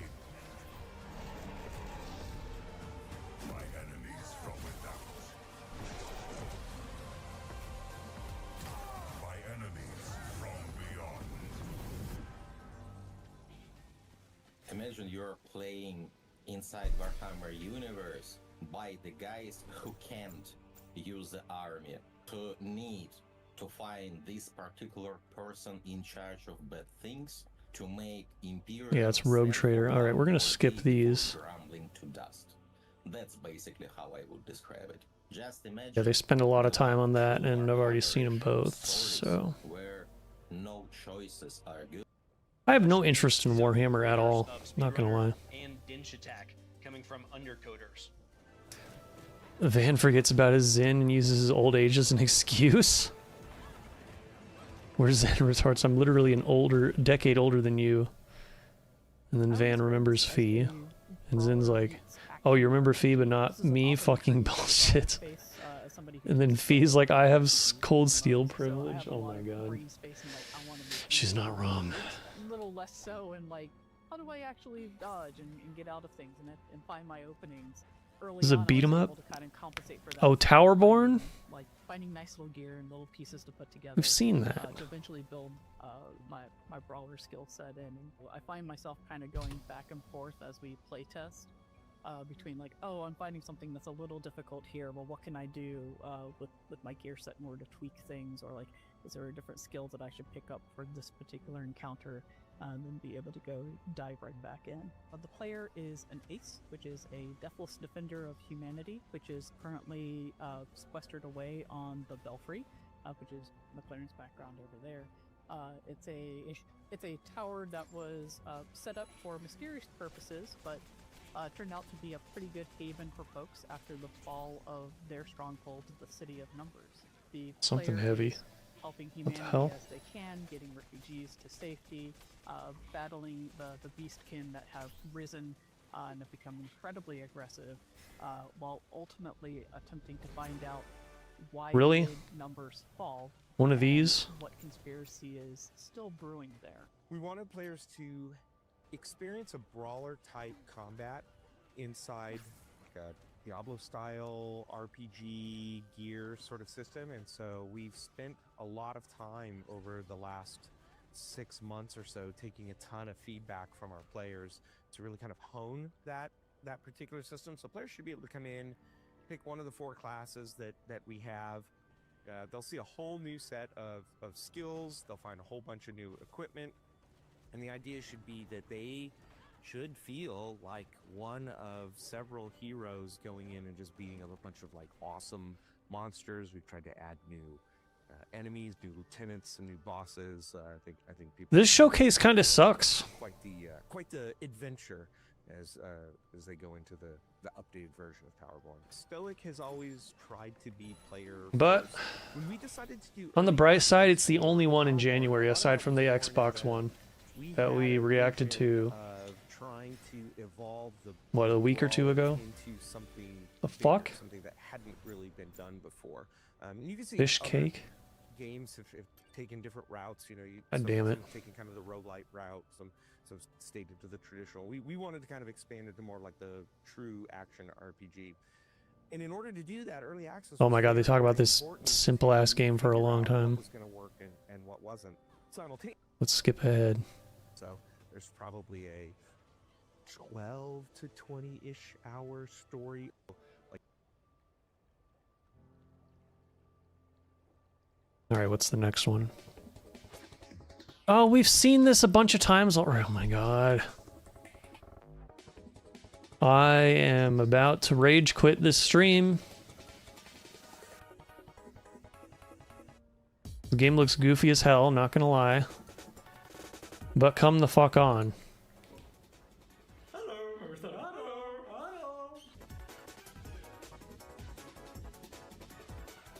Wishlist now. Wishlist now. We can share. Wishlist now. We can't wait to show you more. Really, bro?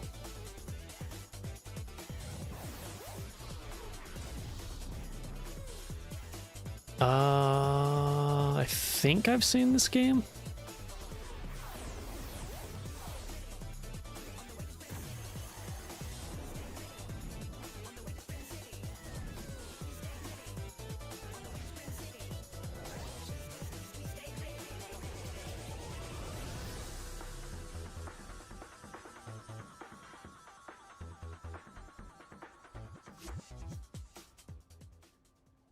Talked to McLaren and Shayna, and they were awesome and very chatty about their game. And for all, Oops, I missed the title.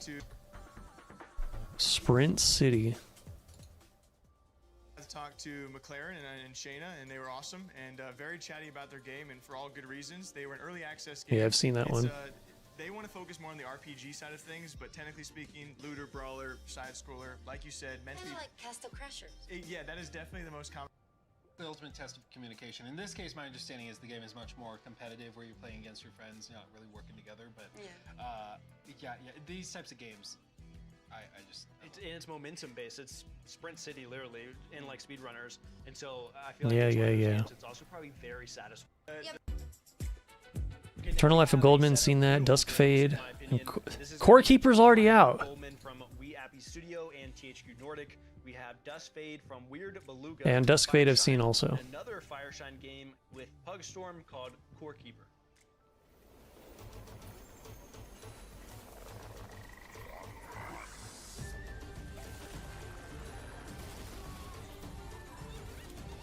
Alright, I'm going to the other fishing spot. This one sucks.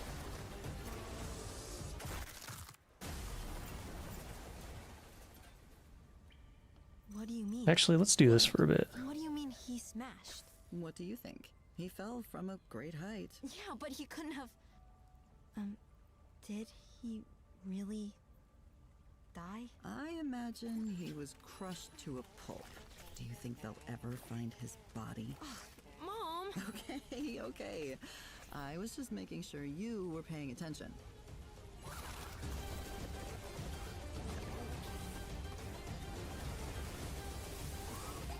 Box. What if I found Solid Snake inside?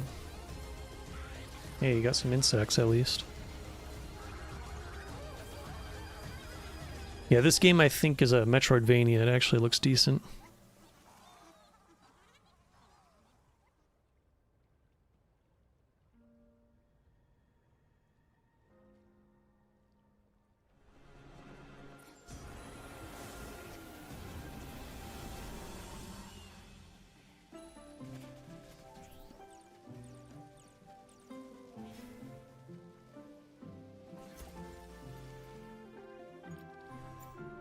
Got a fish at least.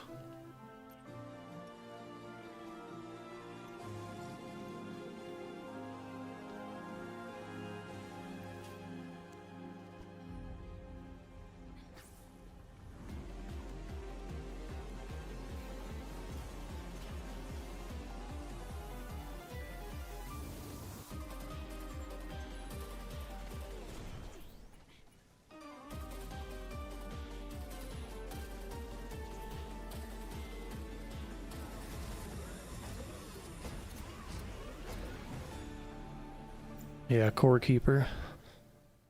Game's already out. Go away.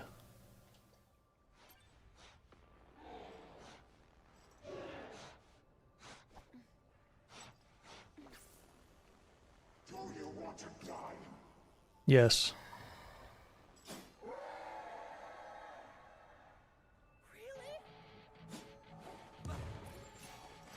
Hey, what did I get now?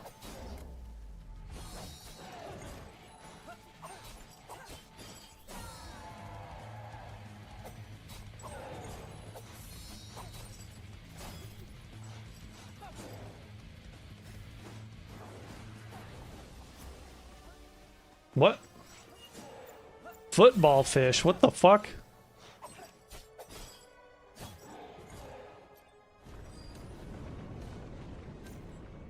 Oh hey, I got all the medium ones now.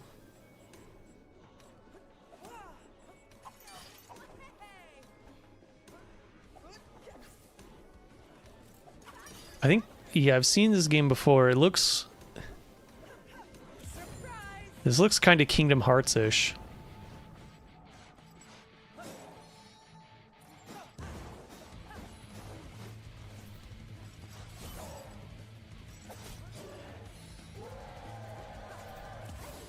You can't turn back time, my star. It'll be different, but you'll both be okay.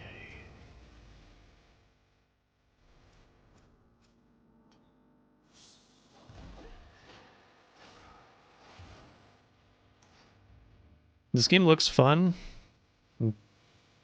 Pretty charming, but also kind of clunky. Just like Kingdom Hearts, to be honest. At least the first game.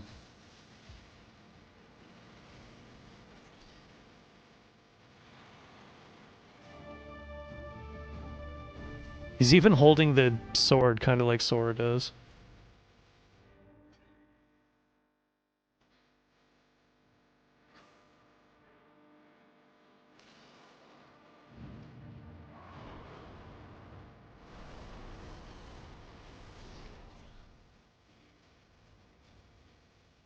First, we had Eternal Life of Goldman that we just watched that trailer. Art style was crazy. I love the hand-drawn bot. Oh, Huge holiday. It looks like those classic. It looks so good. Classic animation. It gives me also Cuphead too. Cuphead, it's like Cuphead, Hollow Knight. Yeah. Oh, and the so they've had a previous trailer that was very unsettling because the narrative. Oh my god, YouTube, come on.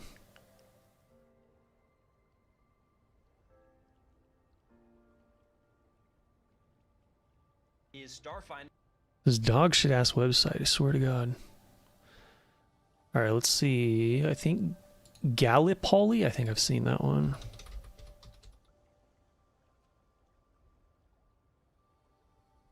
Yep, seen that one.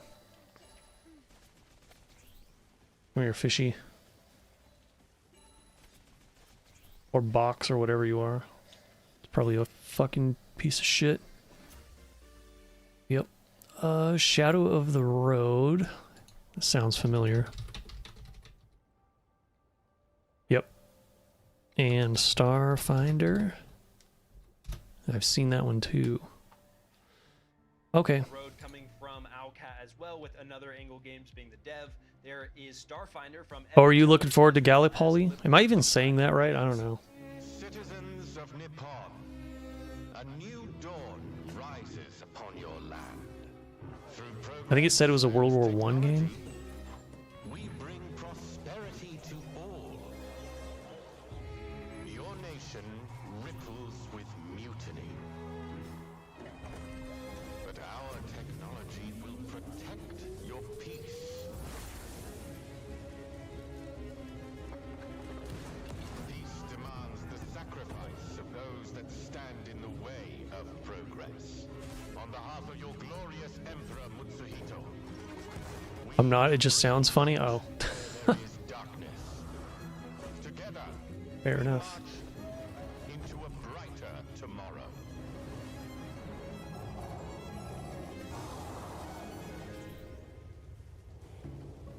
For peace. For progress. For the Empire. Triggered fish, oh my god. Alright, time to go to the other spot.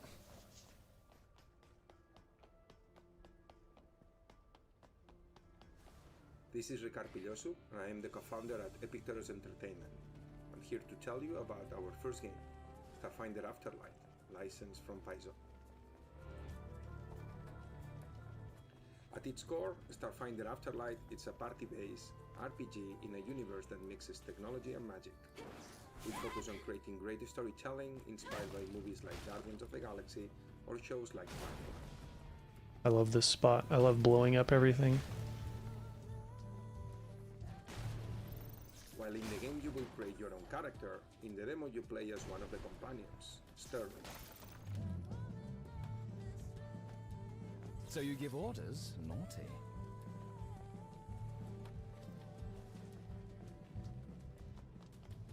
thanks to the success of our Kickstarter, our game will have full voiceover. The dialogue system is the main way to introduce the player to the lore of the world.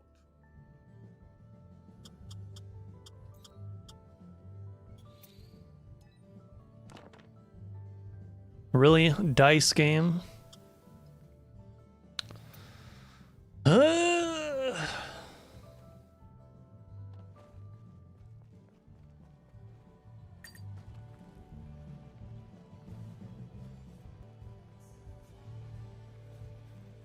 If you have the sudden, weird feeling of being naked, it's Lou.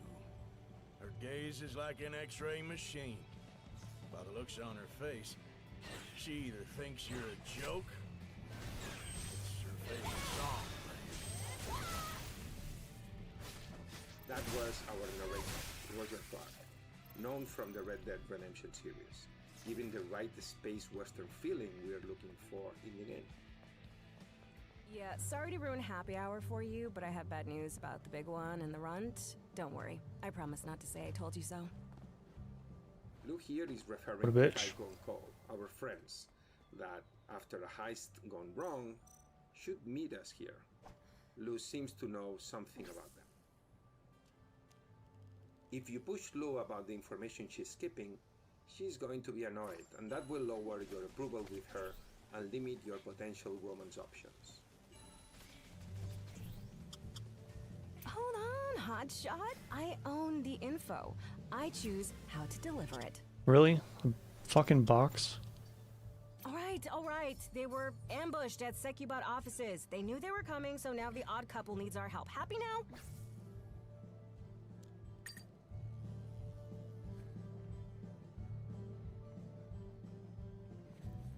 We start the combat right away. The security. Why can't slapping her just be one of the options?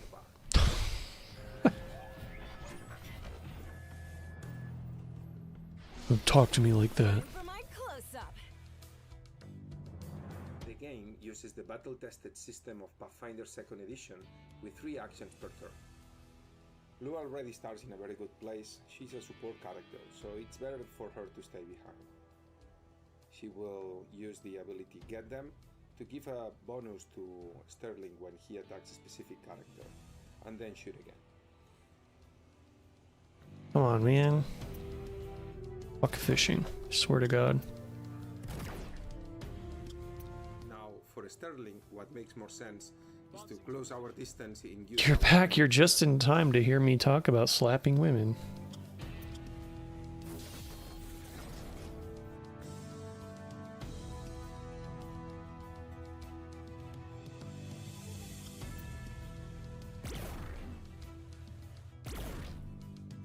For combat, we decided to stay away from a grid-based system that gave the feeling of a tabletop simulator.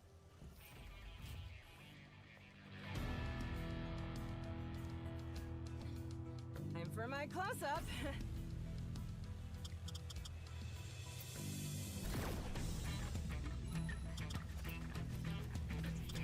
This is gonna be another box, isn't it?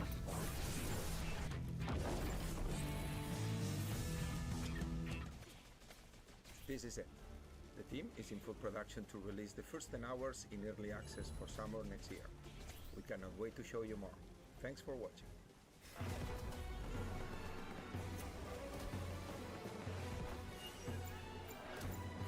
Halibut.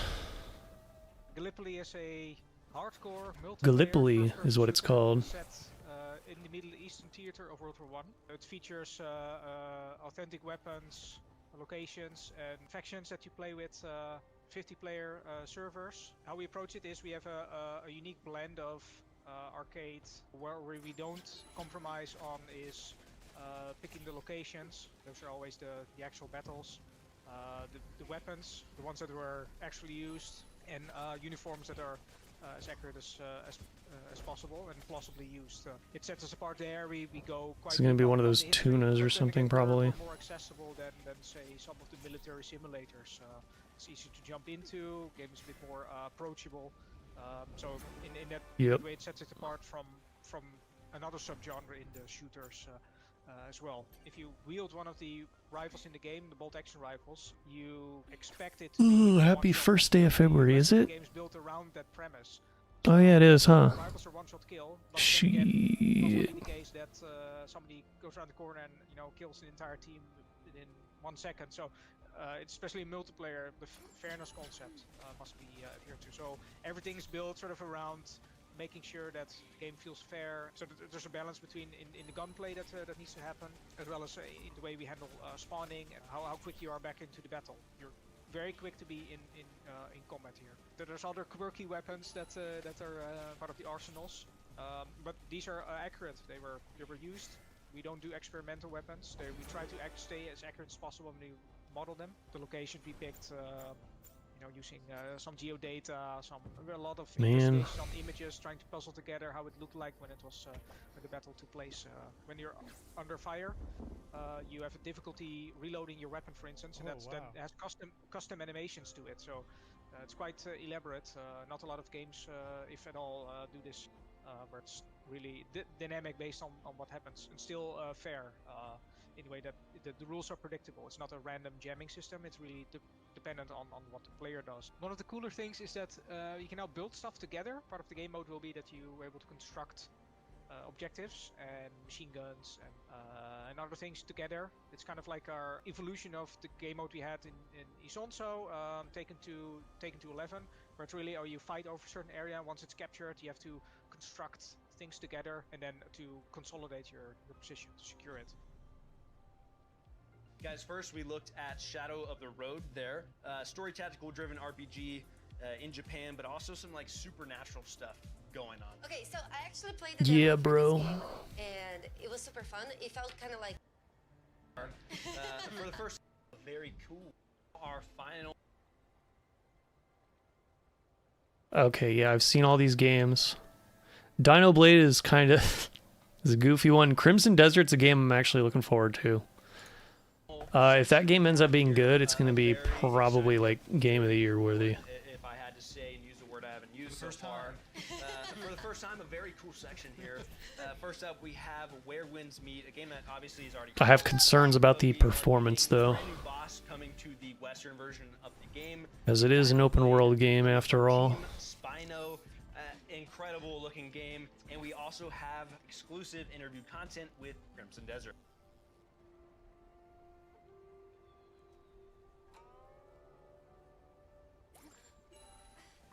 This is Where Winds Meet. I was actually thinking of trying this one on my PS5, but then I decided nah. Mainly because I don't have time. I've got time for something like that. What's up, Mike? How you doing? This has been a boring showcase so far.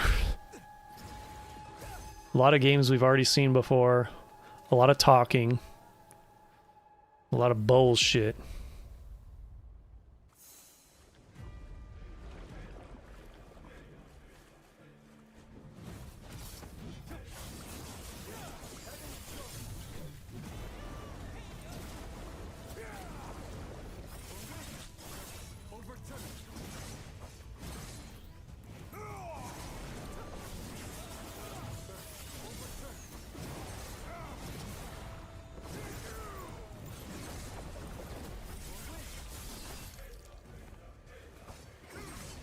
I'm trying to find the biggest fish, but I don't know where they are, and it keeps giving me stuff that I already found. But now that I have every other one, I might go back to the fisherman and talk to him. See what he has to say. Or if there's another fishing data thing available to buy.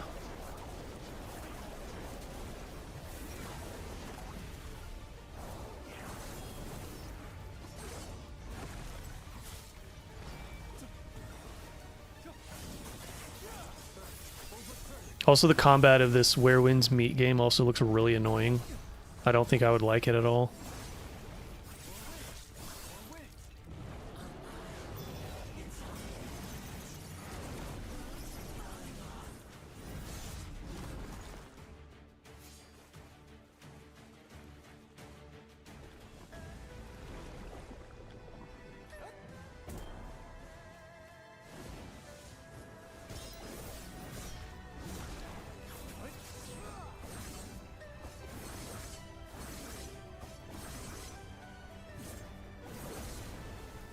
Really? God, fishing sucks.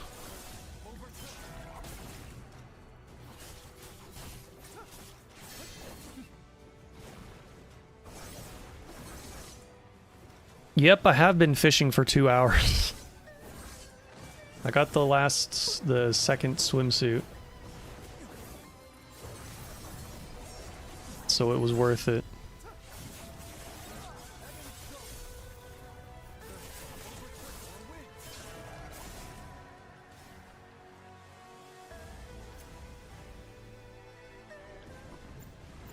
Now it's starting to not be worth it.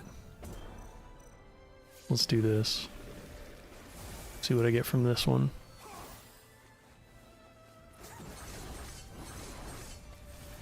Well, that was quick, but it looks like a small one.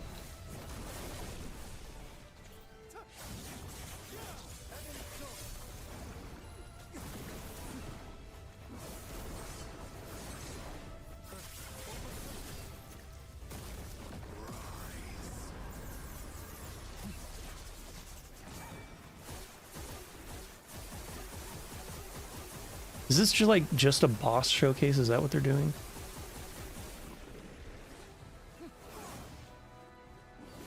What is the most replayed spot is right here on this stream. I wonder what game that's for.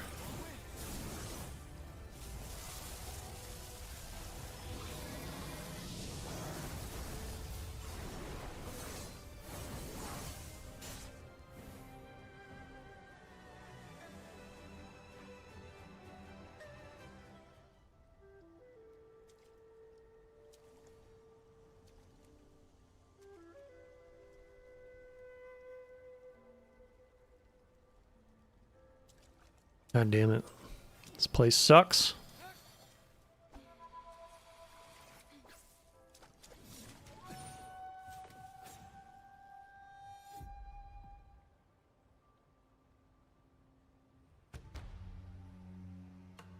Oh, here we go.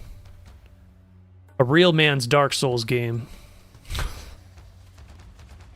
You play as a fucking dinosaur with a sword in its mouth.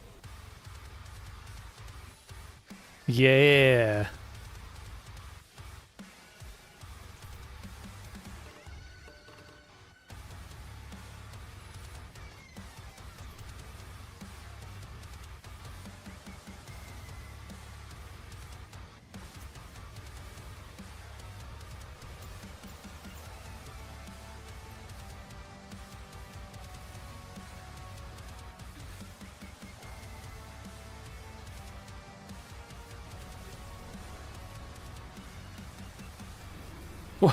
Is that dinosaur swinging another dinosaur at your dinosaur?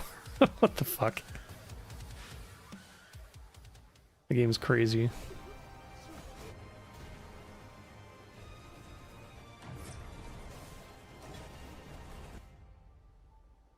Okay, yeah, this is Crimson Desert. This is the most replayed part of the whole stream.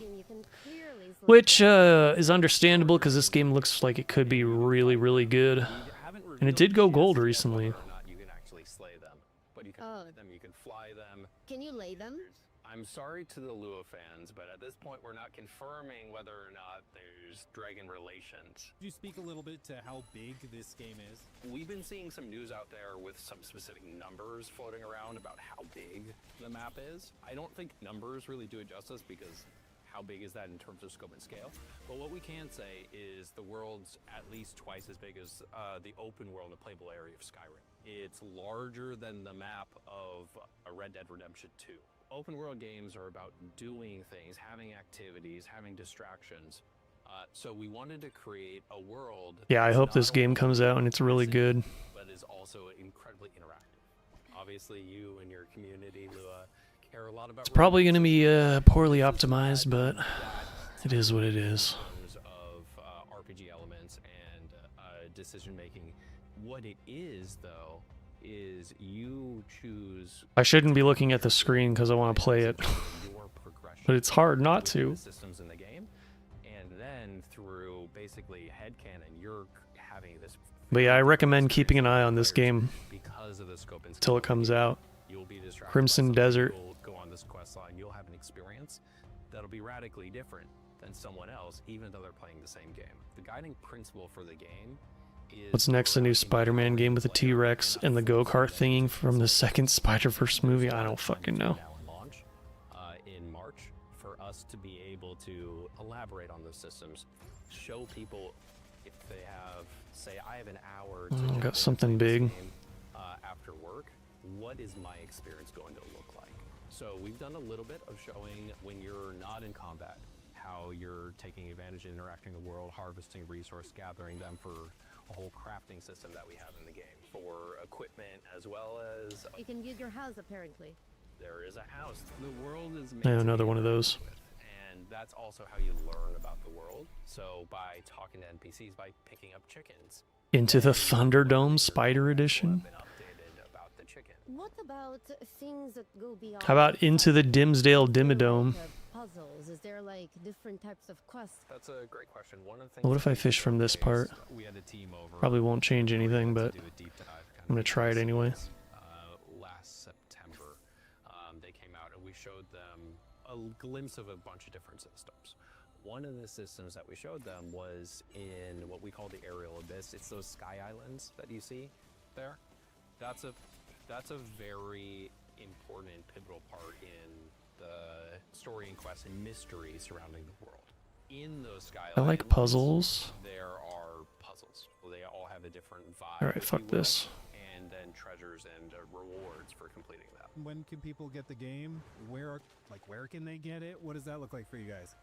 The game comes out on March 19th across basically every platform. It'll be available on consoles on PS5, as well as Xbox Series X and S, PC, as well as natively on Mac. Natively on Mac, that's First, a let's start with Where Winds Me. Well, since the game came out, I have played rare-ish basically every day. nowadays. Since it came out, I really like it. I love how many we just did get new footage of a boss fight, but the game is goes way beyond this. You can play it single player. That's you the can last do everything game, by isn't it? yourself, You can play with friends. Yeah, they saved the best for last, that's for sure. But yeah, we don't need to hear you talking.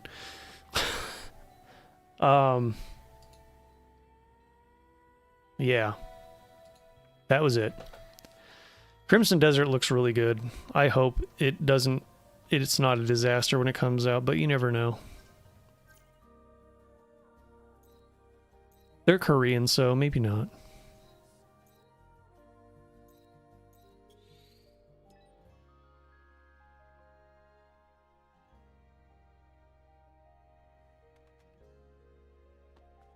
Oh yeah, I can turn the volume back up now, can't I?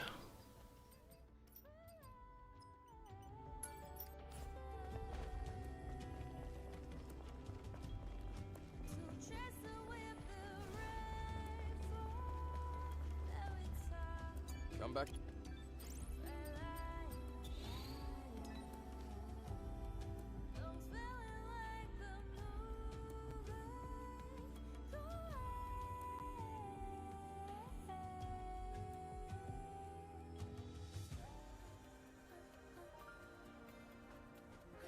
Ooh. We may be able to raid Gara today. That'll be a first.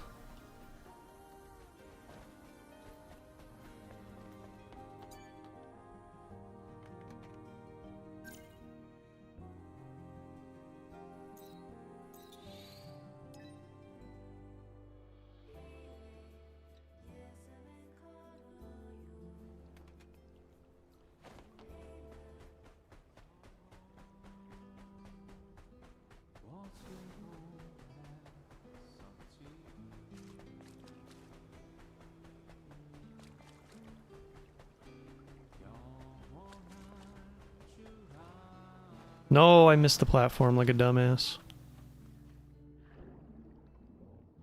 That's what I get for being greedy. And impatient.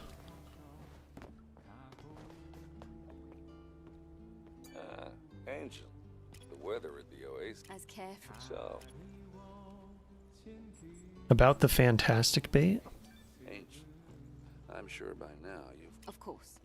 A bait can make a huge difference. Yeah, That's what maybe we can call it fantastic. Fantastic bait? Yeah, and I only have one piece, so I can't sell it. If you manage to get your hands on that, I'll let you in on the location of the best fishing spot All right. Fantastic. Maybe I'll get lucky. What? Ain't. Of course. A bait. Yeah, that's what maybe we can call it. Fantastic bait? Yeah, and I only have one piece, so if you manage to get your hands on that, I'll let All right. Okay. Maybe I'll get lucky. So I just have to get lucky and find it? Fuck me. Well.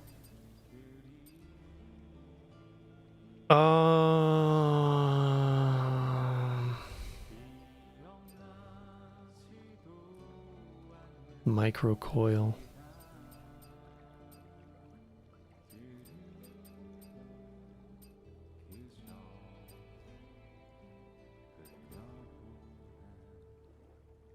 You know what? Fuck it. Just buy it.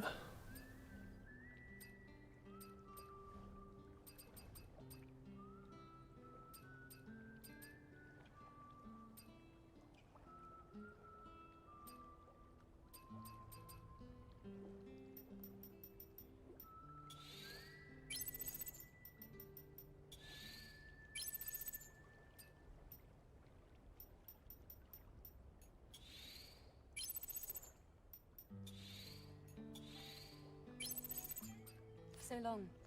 It wasn't so bad having someone visit. Okay, so I have to find the Fantastic Bay. I have no fucking idea where I would even begin to look for that. Wannabe William Afton? Who is that? Breadit always comes back. Breadit's all like, I'm gonna come. he always comes. Even when you least expect it.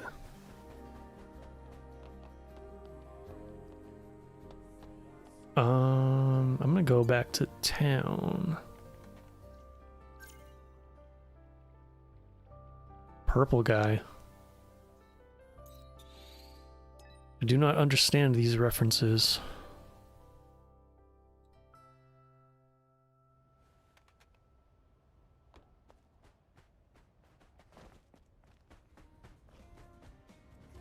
Come back.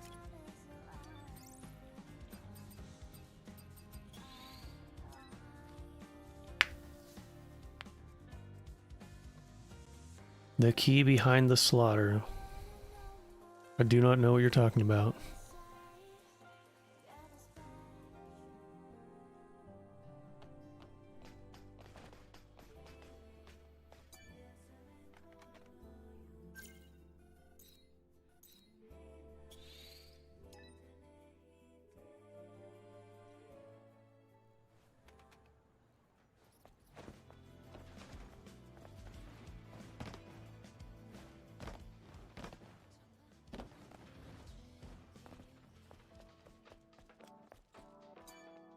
This was... Anyway.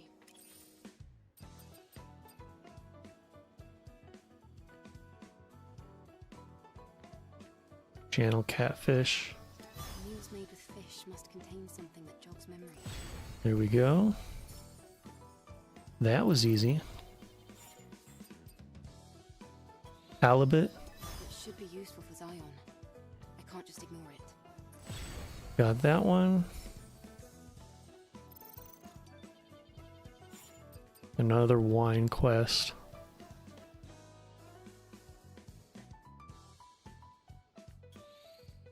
This wine must be a very compelling liquid. Hidden cave nearby in the solar tower of the wasteland. Used to be a fishing spot. Yes. That's the oh my god. Okay. I wonder if that's going to have my bait in there. Five Nights at Freddy's reference. Oh my god. Really? Of course it is.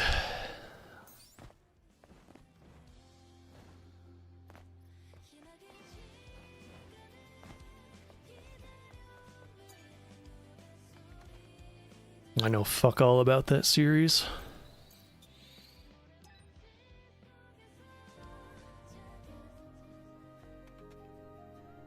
Now I gotta go back. Are you ready to leave now? No regrets.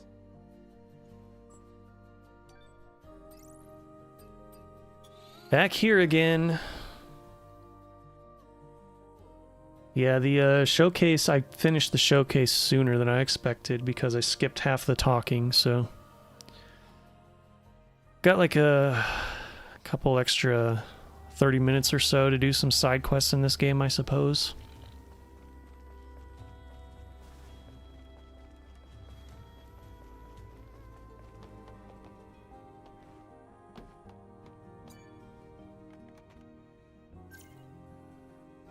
Yep, there it is.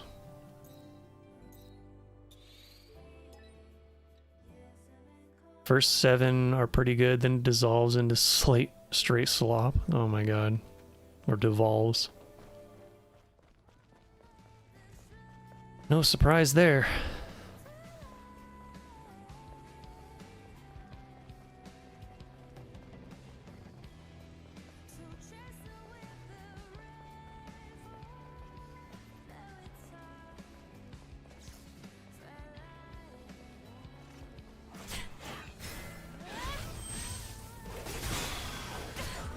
Wow, I fucked up big time.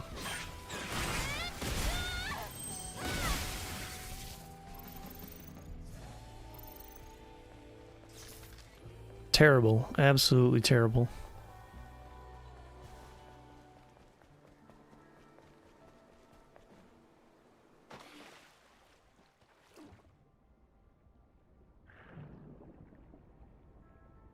I can finally open this thing that's been bugging me for fucking forever.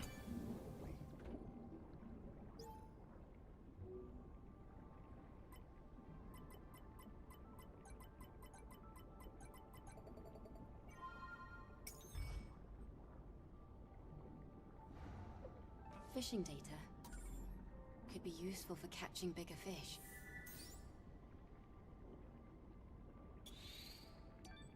Hey, thank you for that.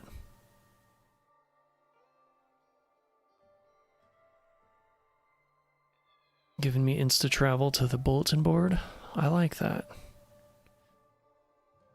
Like that quite a lot. Looks a little sloppy, but it should.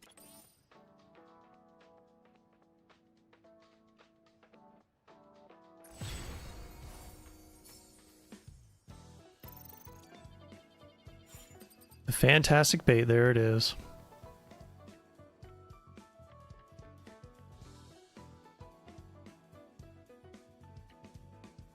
Oh, okay.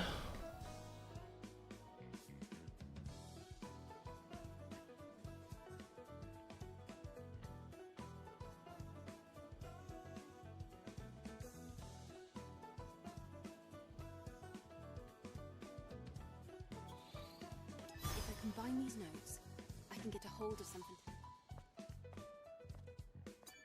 Roxanne. Of course. What brings such... I'd appreciate it.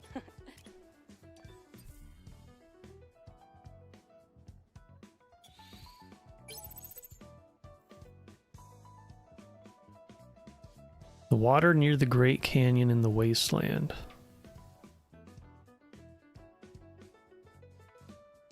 Oh, is that another one of those chests that's been bugging me for fucking forever? I think if it's the one I'm thinking of, then yes. Music's okay, it keeps reminding me of waking me up inside. Well, it's a good song at least.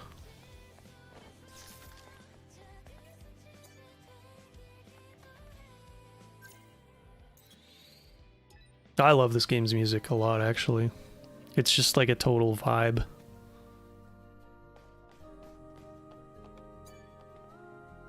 Are you ready to leave now? No regrets.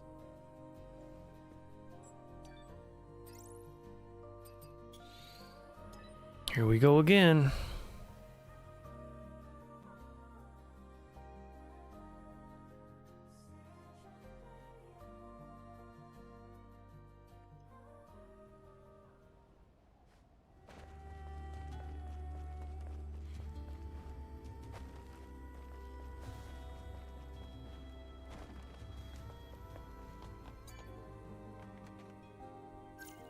Honestly, if there was a game that had a soundtrack with a bunch of Evanescence style music, I wouldn't complain. I'm not gonna lie. Whoops, that's the wrong one. Fuck.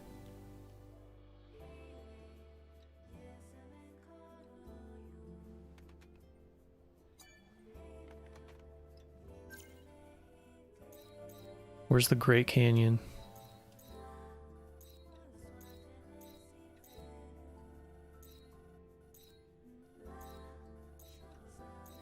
Western Great Canyon. Wait a second. No, I don't want Oracle's testimony.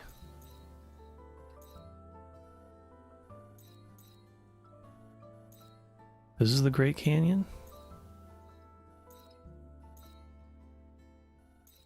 Eastern Great Canyon's over... Okay, so it must be this one then. Hold up.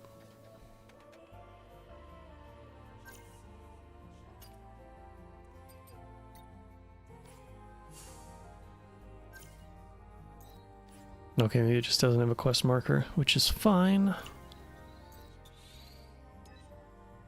Oh, maybe the Great Canyon's like the whole southern part, because I think it like dips out into a giant canyon.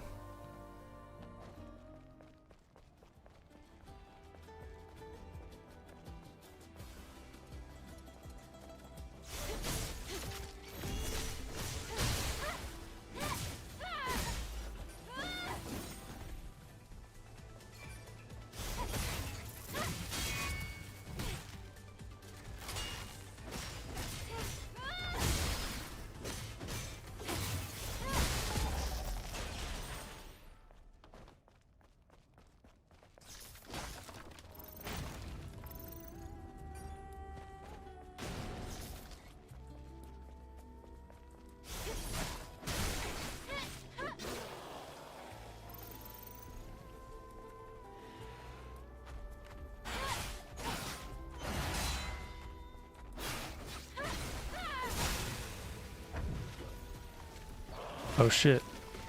He did a command grab, oh no.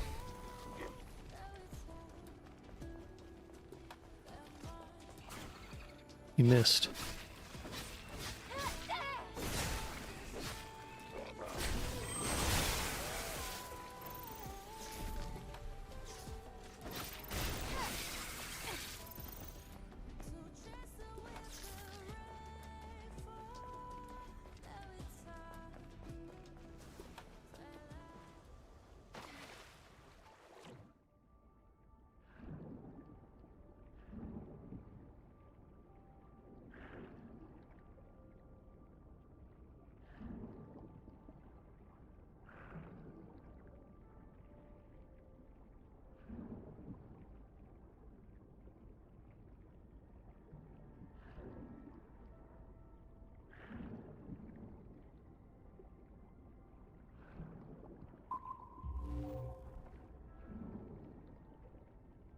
Where you at?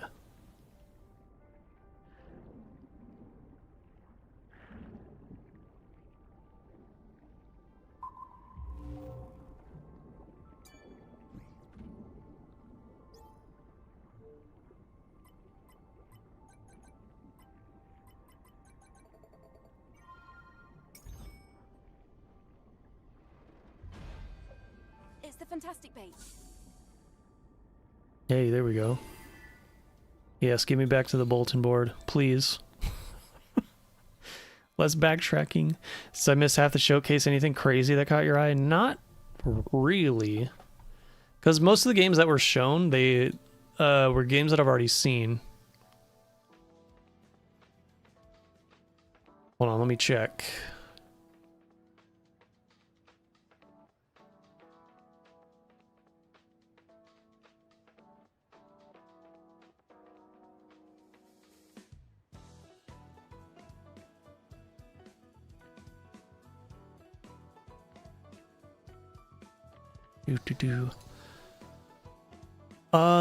The game, crap, I can't remember if this was one I already saw or not, but it's called Distant Shore Bretagne?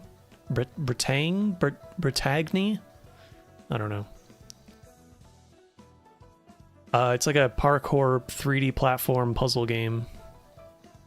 with like a kind of atmospheric post-apocalyptic style, I guess. I like that one.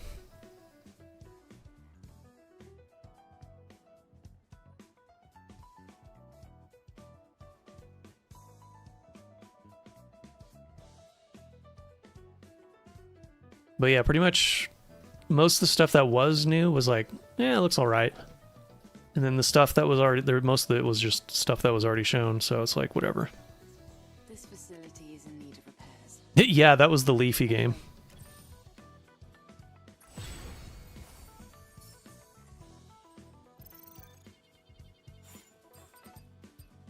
The Fish of Legends, a whale shark? Oh my god, really?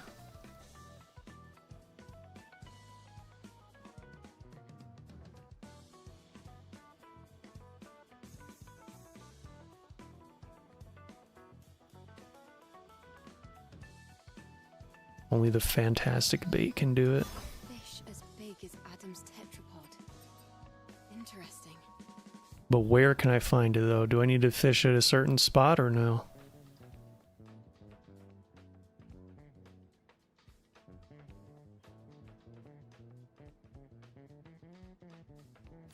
Oh, I think I need to return to Clyde so he can tell me about that last fishing spot.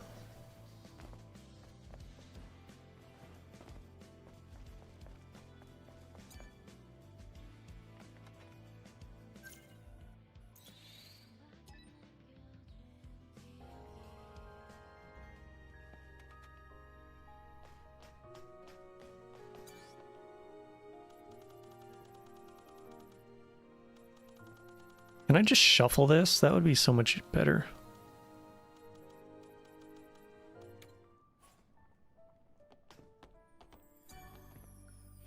Are you ready to leave now? No regrets.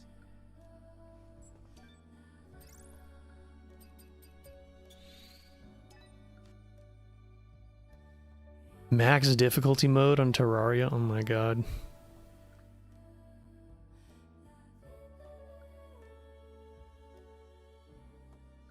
Sounds like a bitch.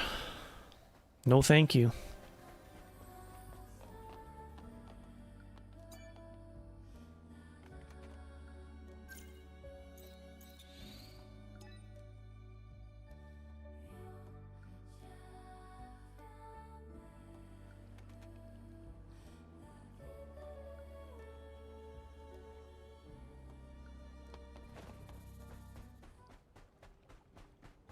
Oh, hold on a second.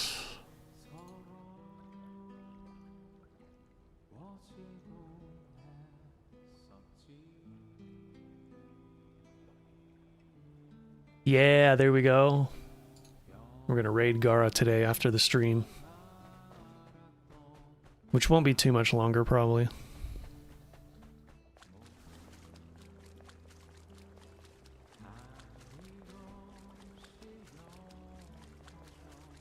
And we can watch that Tism Lord roast some console fanboys.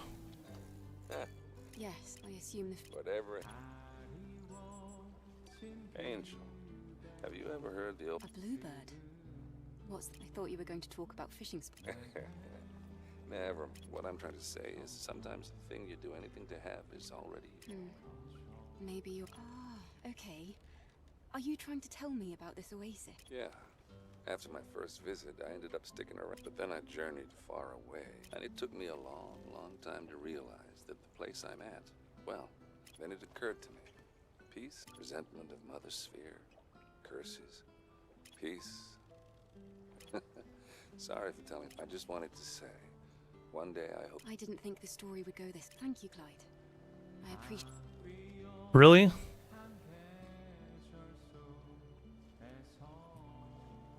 Oh my god, that's so stupid.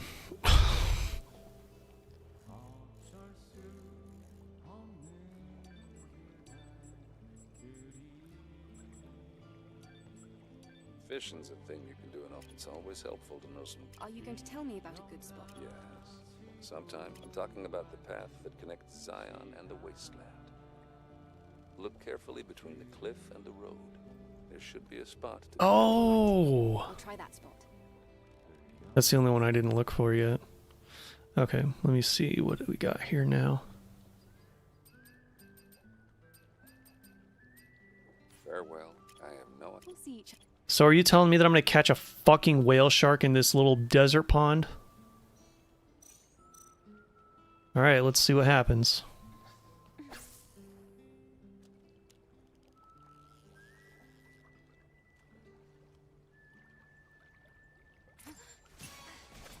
Yeah, it looks like it. Oh god. Whoops.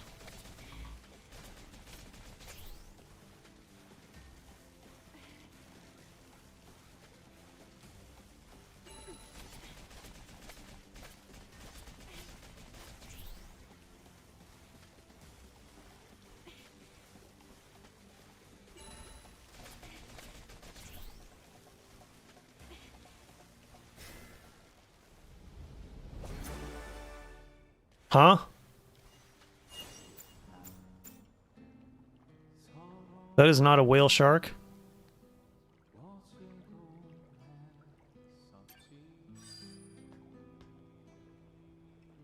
Wait a second.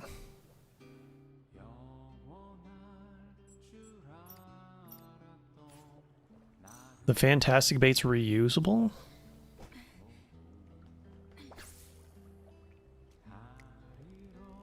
Okay.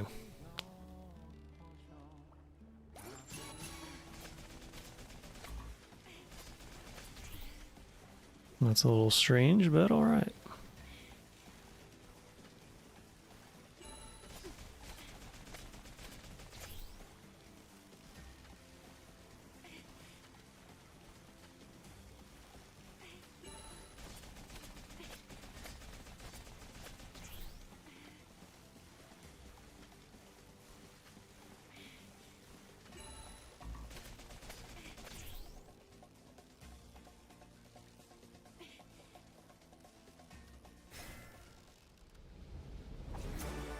Another one.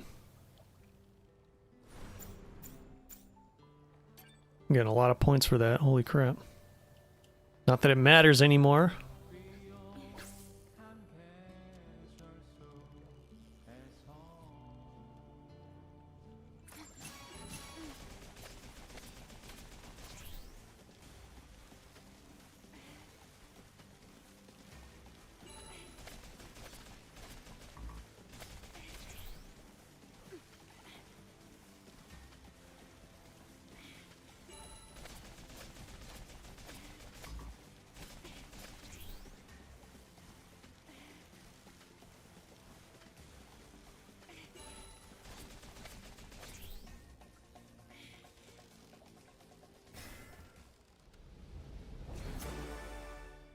Just getting the same one every time.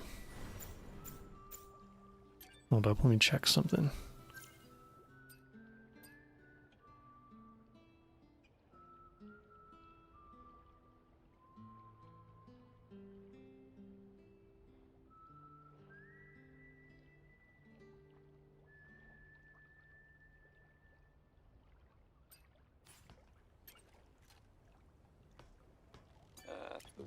So.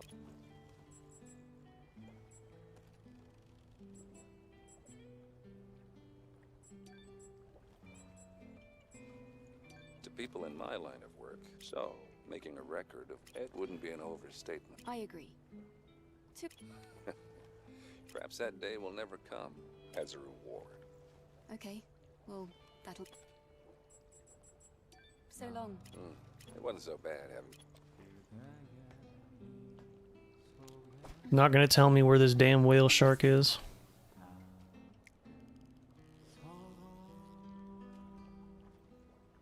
Maybe I gotta go to the wasteland to get it.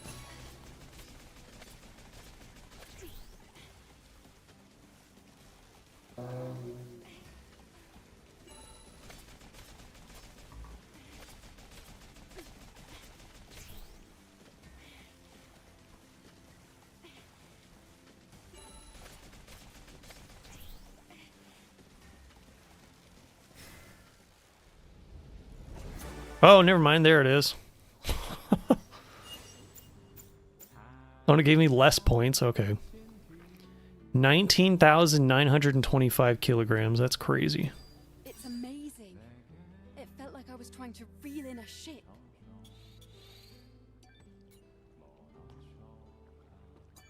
Angel, that's great. I thought you were joking when you first got your hands on the fishing rod. Who's laughing now? Amazing. Gotta admit, you're good. Really? I didn't think you would say that. I suppose there's something more to it, given that you brought it up. Yes. Didn't I tell you before? I'm gonna give you the fisherman's dream. You can think of it as my ultimate tool. The ultimate tool? Is it a rare fishing rod? Or a special reel? Or maybe... do you have access to sonar technology? You should expect good things. This is a nanosuit. It looks like it's specifically designed for water. Is that right? I got it ages ago. I knew it was a nanosuit from the tag, but it's not something I can use. Angel, this is something I think you should wear. Wait. This... Hey. This is the fisherman's dream. Your ultimate tool. The look on your face. I've stupefied the angel. If this isn't the ultimate tool, I don't know what is. I certainly didn't expect you, of all people, to pull a prank like this. I'm flattered you thought so highly of me. Just be glad I didn't cut you in half for this. Understand? Wow. Ocean Maid, really?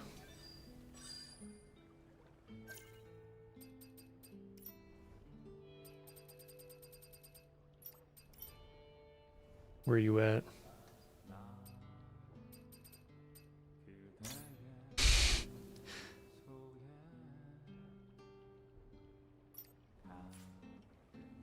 Nice.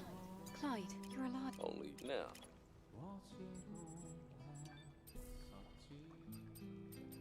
Well, at least now I don't have to fish ever again. So long. The weight of the average Diet Coke drinker. Oh my god. Right. It wasn't so bad, Alex.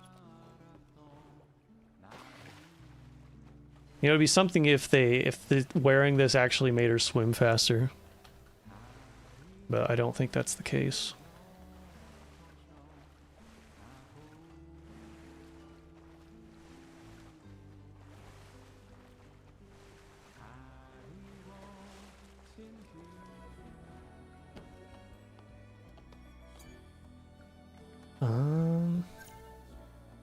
Oh yeah, I gotta go back now.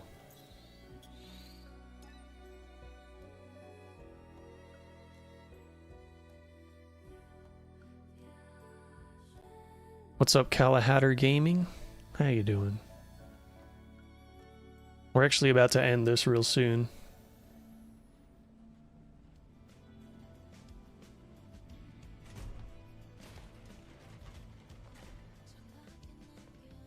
But hey, at least I got my last swimsuit, I guess. I didn't even know what the reward was, but I appreciate it.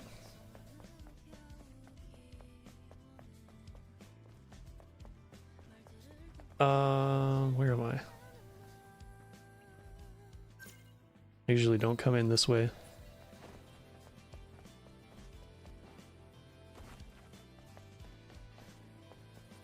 Currently playing Stellar Blade Man. The bosses and mobs are very boring. Really?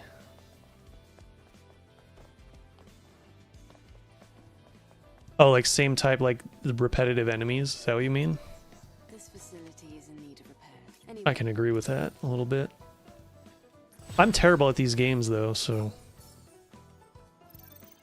it's a struggle for me. But maybe if you put it on hard mode, maybe you'll have a bit more fun. I don't know.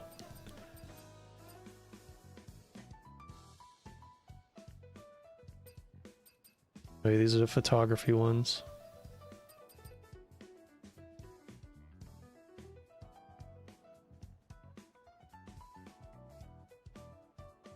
That's the one with the code I don't have yet. Barry's storage room?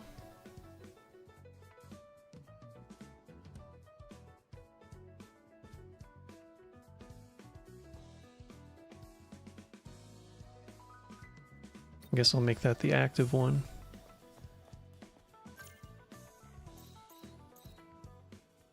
Oh, it's an IDO 7.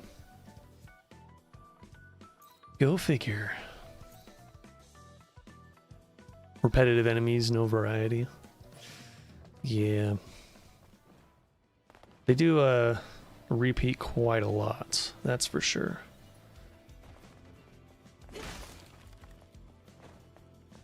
I don't know. I don't think I really mind it though, because it's like I was saying earlier, this game is just kind of like a vibe for me.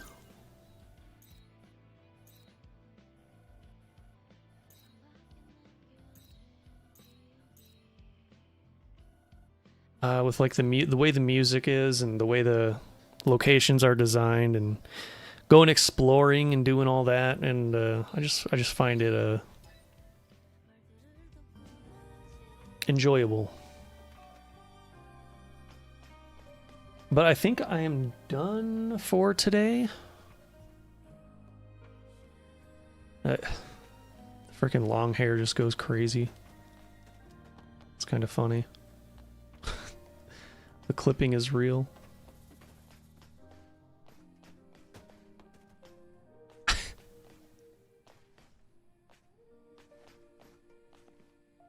Nice. It's a nice little suit I got here though, not gonna lie.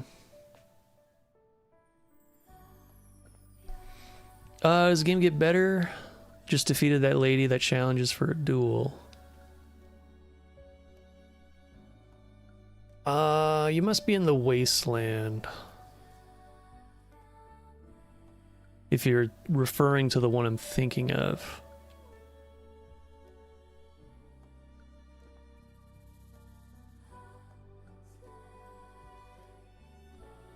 I mean, if you're at that point and you're not enjoying the game very much, probably not going to like much of the rest of it either. But I could be wrong. You might like it if you keep going. The part you're at, when you go into that location, they do change it up a bit. So, I would try out the next part. See what you think of that, and then keep going. If the story hasn't hooked you, then you're probably not going to care about that. I mean, so far I've considered the story to be pretty obvious where it's going. And I think as far as the main story, I'm close to the end. But I don't know. I like the game, but I'm mostly enjoying it as like a vibe. I like the music and stuff. And of course I like the costumes. Just saying. But yeah, we're gonna end now. And we're gonna raid Gara, where he's gonna roast some fanboys. So you can go say hi to him if you want. I'm going to be working on RNG for the rest of the day today and tomorrow. I'm probably not going to stream tomorrow. But the next stream that I do will probably be me finishing this game. I don't know if I want to do any more side quests.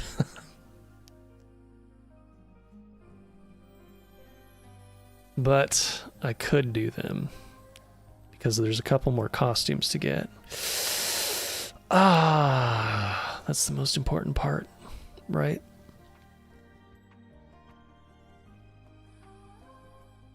Yeah, the bosses are pretty generic so far. I'd say do the next part at least. Because the next part, when you go into that... I forget what they're called, because I haven't played this game in like 2 weeks. But you go down into like the high-tech zone.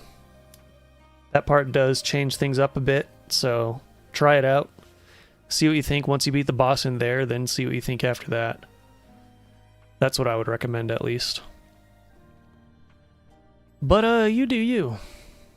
We're gonna end stream and go raid Gara because he finally got it to work. Finally, that goddamn boomer, that boomertism lord. So yeah, go say hi to him, and then I'll see you guys probably sometime this week with the new RNG video. Or maybe I'll beat this game before I put it out. I don't know yet. I don't plan things very well, just saying. So, with all that out of the way, leave you with a little positivity. Disgusting black creatures, get out of my sight.